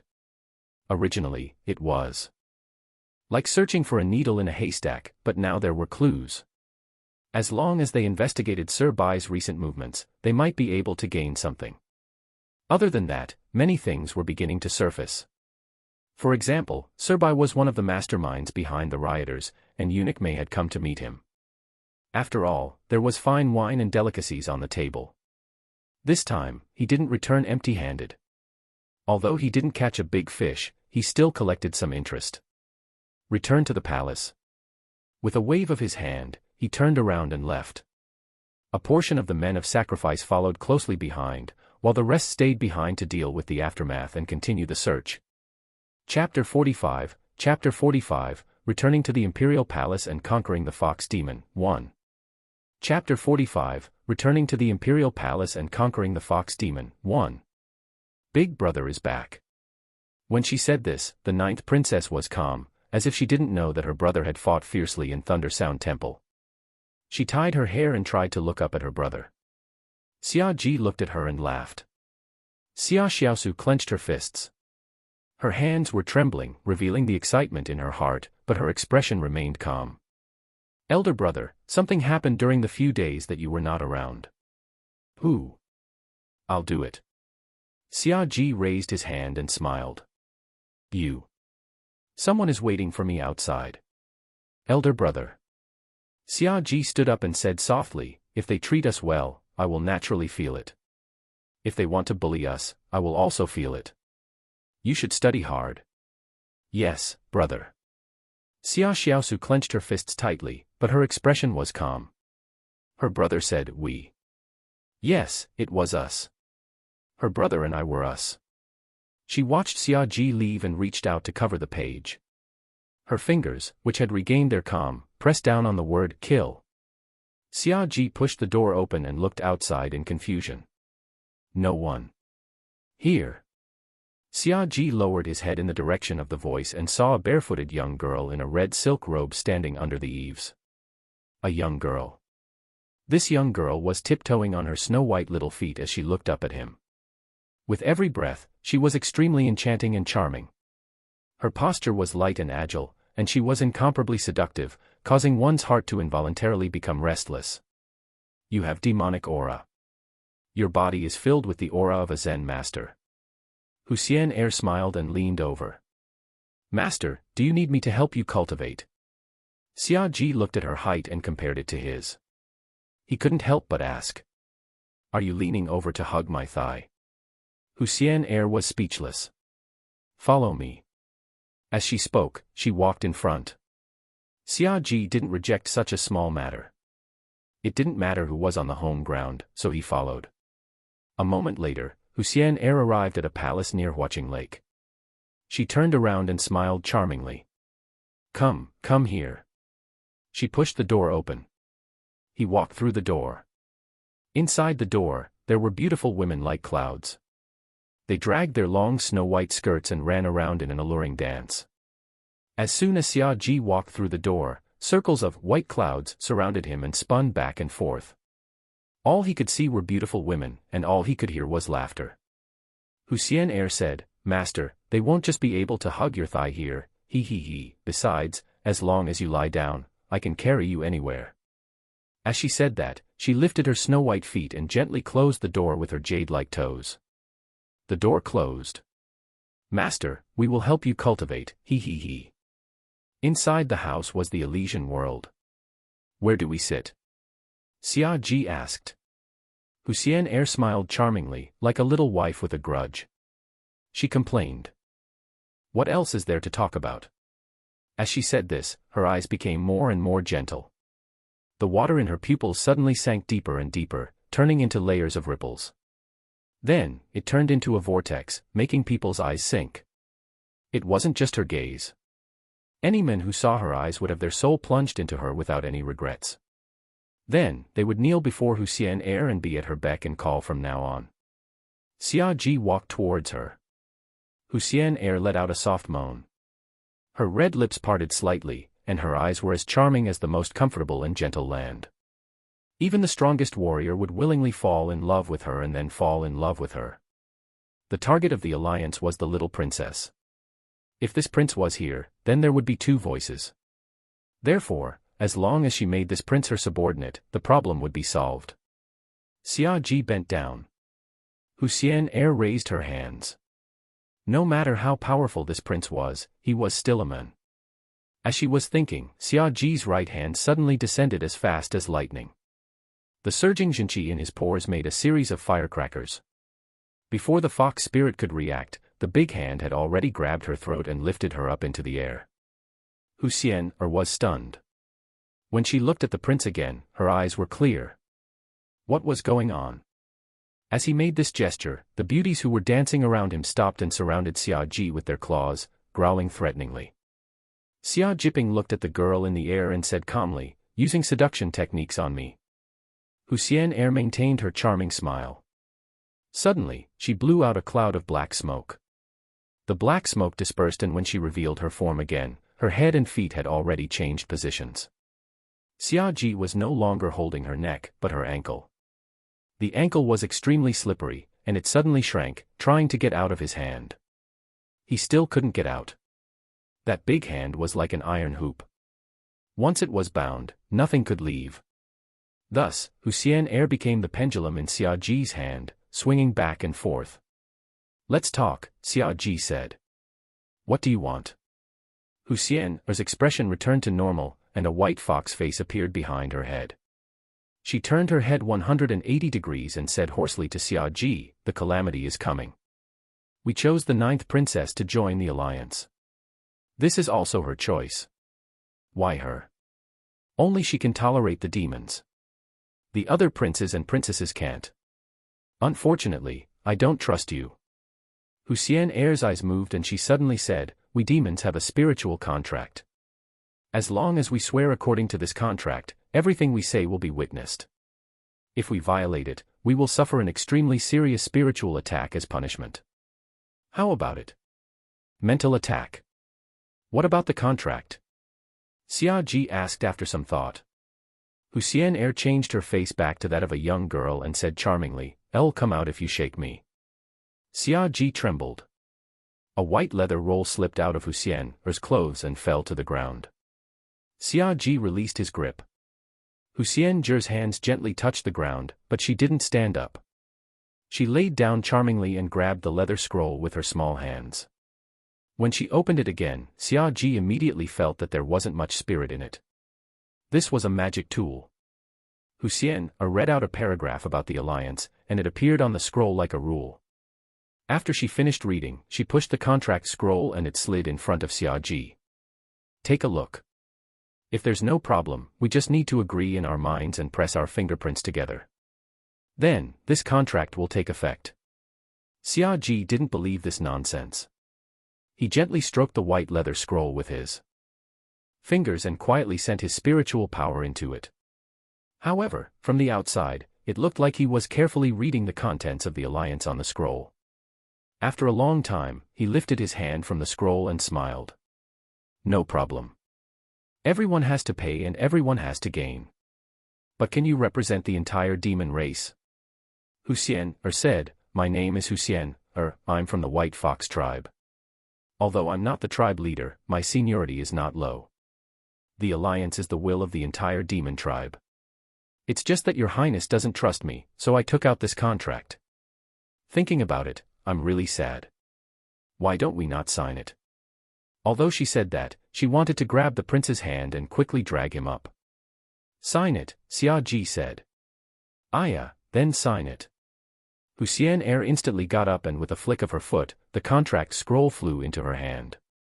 Then, she instantly lay down in front of a red sandalwood coffee table and unfolded the scroll. Xiaji sat opposite her. Hussein half knelt on the chair, making it seem as if they were of the same height. The human and fox looked at each other, then slowly pressed down on the blank space below the contract scroll. The two hand seals landed on the leather scroll. Then, the leather scroll suddenly shone brightly, indicating that the contract had been reached. At the same time, the contents of the leather scroll formed a fixed rule that was reflected in the minds of both parties. No one could violate it. But Hussein suddenly giggled, gasping for breath. I forgot to tell your highness that this contract is not valid for both parties. Only the weak need to execute the contract with the strong. Apart from that, the weak also need to unconditionally execute all the ideas of the strong. Why do you think I'm weak, Miss Hu? Xiaji asked with a smile. Hussein said, the strength here is not martial strength, not jinqi, but spirit. Your highness may have had a fortuitous encounter and possess great strength or magical equipment, but spirit is linked to age and experience. Even if it was enlightenment, a young man would not be able to withstand such a majestic spiritual impact. Speaking of which, his highness was only 17, right? He was still a young man who had not experienced romance, nor had he ever been crazy, painful, or regretful. Did his highness have that kind of mental power? He. Hussein giggled as she spoke. A huge white fox appeared behind her, and its spiritual pressure spread out, causing the foxes nearby to kneel down. Hussein's gentle voice rang out in the hall, Your Highness, don't worry. My monster race is sincerely cooperating with you. Even if your highness becomes my slave, I will still treat you well, he. Xiaji smiled, and a terrifying pressure was suddenly released from his body, accompanied by a pale red Buddha statue. The Buddha statue stood quietly behind him, its blurry face immersed in the darkness. However, the Buddha statue was much taller than the white fox Dharma idol opposite him, and it was now looking down at the huge white fox. It was not over yet. Immediately after, another Buddha statue appeared behind Hussein. The three Buddha statues narrowed their eyes, revealing only a small gap. The gap was filled with indifferent light. The three Buddha statues surrounded a fox and looked down, like a high mountain suppressing a small demon. Hussein was speechless. She suddenly lost her previous charm and shouted sternly, You tricked me. However, just as she shouted these three words, she felt a severe headache that seemed to tear her soul apart. It made her cry out in pain and she rolled from the chair to the ground, rolling in pain. Xiaji grabbed the leather contract and put it in his pocket. Don't worry. If the monster race is truly cooperating, I won't do anything to you even if you become my slave. Hussein was speechless. Chapter 46, 46.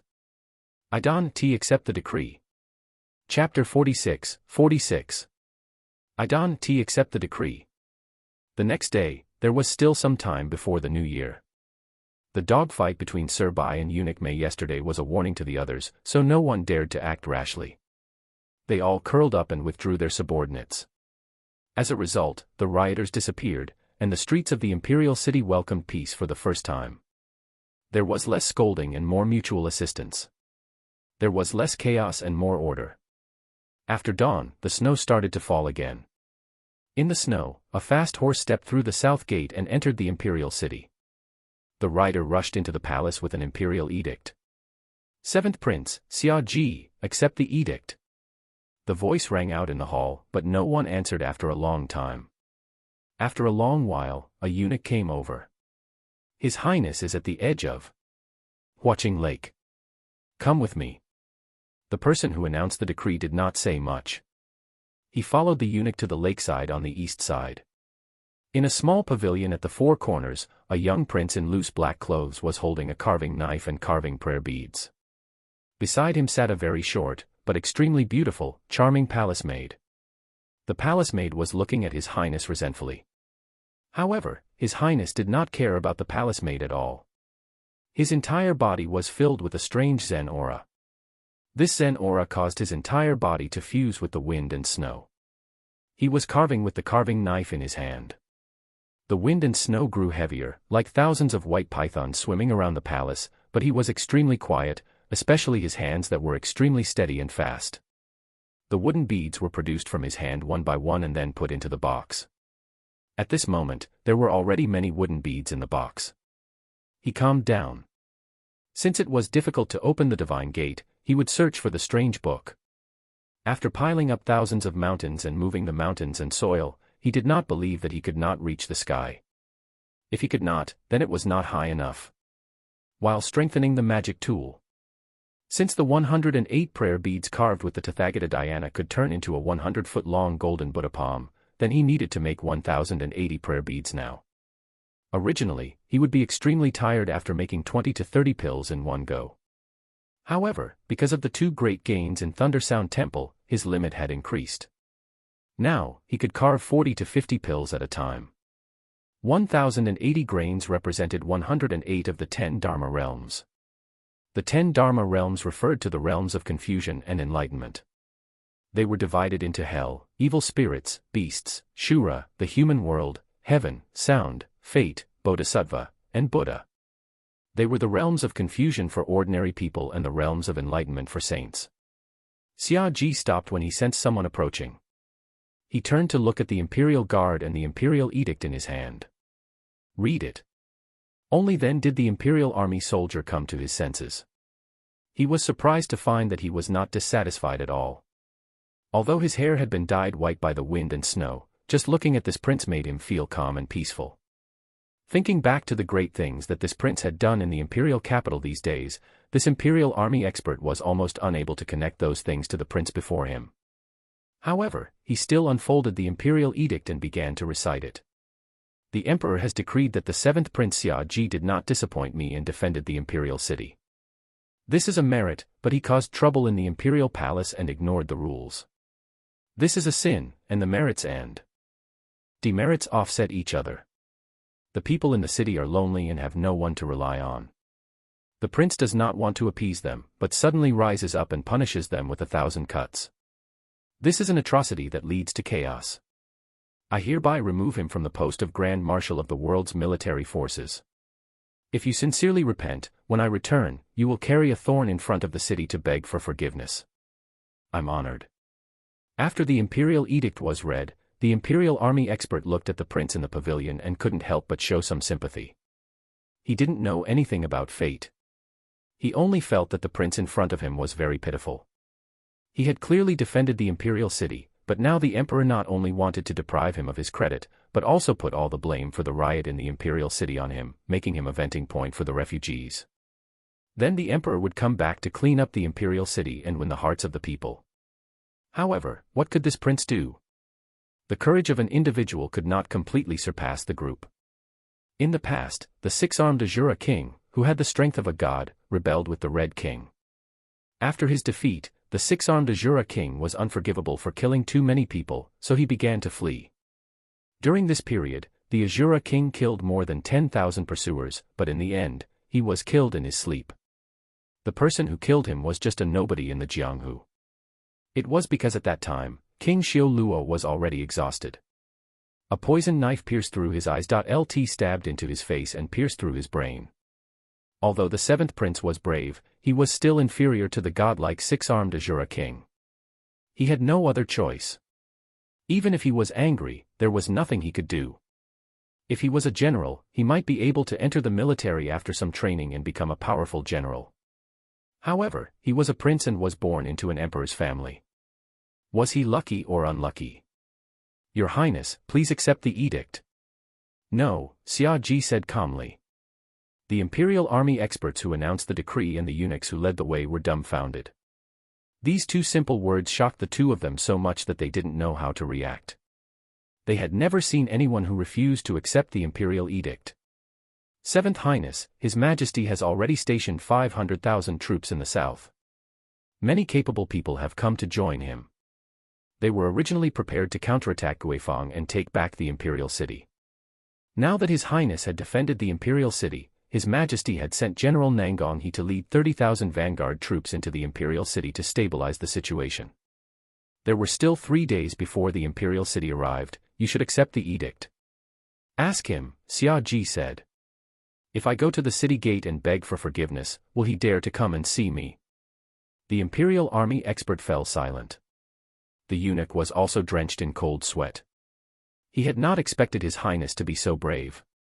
Seventh Highness, if the Emperor asks why, what should I say? You may leave, Xia Ji said. If the Emperor still asked for the reason, then he wouldn't be the Emperor. He had already pulled out all the favors and had no gratitude at all. Moreover, the death of his mother was definitely related to him. What was the point of asking? The imperial army expert grabbed the imperial edict and left, then rode out of the city. The lakeside of Huaqing Lake regained its peace. Huxian, who had been forced into a winter outfit, looked at Xia Ji strangely. I didn't expect you to be so tough. I just don't know how long you can last. Speak properly. Huxian, what are you talking about? I'm already yours. Why don't you, Xia?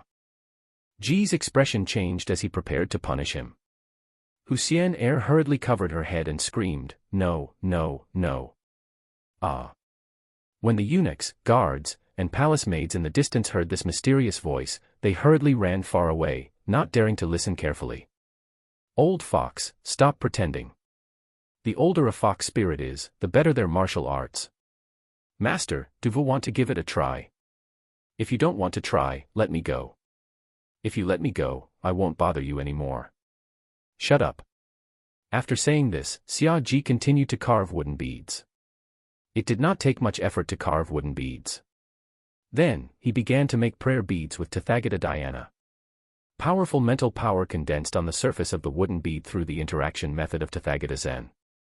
The golden liquid appeared on its own, and the dragon swam until it left a deep swastika on the wooden surface. After making a prayer bead, he took another one.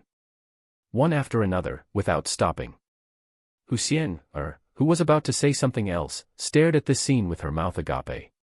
She had already understood. This young prince was actually making magic tools, and he was making them so quickly. What did he think a magic tool was? Was it that easy to create a magic tool? The old fox could not help but fall silent again. Part 4 of the series ends here. Thank you for watching and listening. If you find it interesting, please give us a like, a comment and a subscription so that we have the motivation to make the next videos.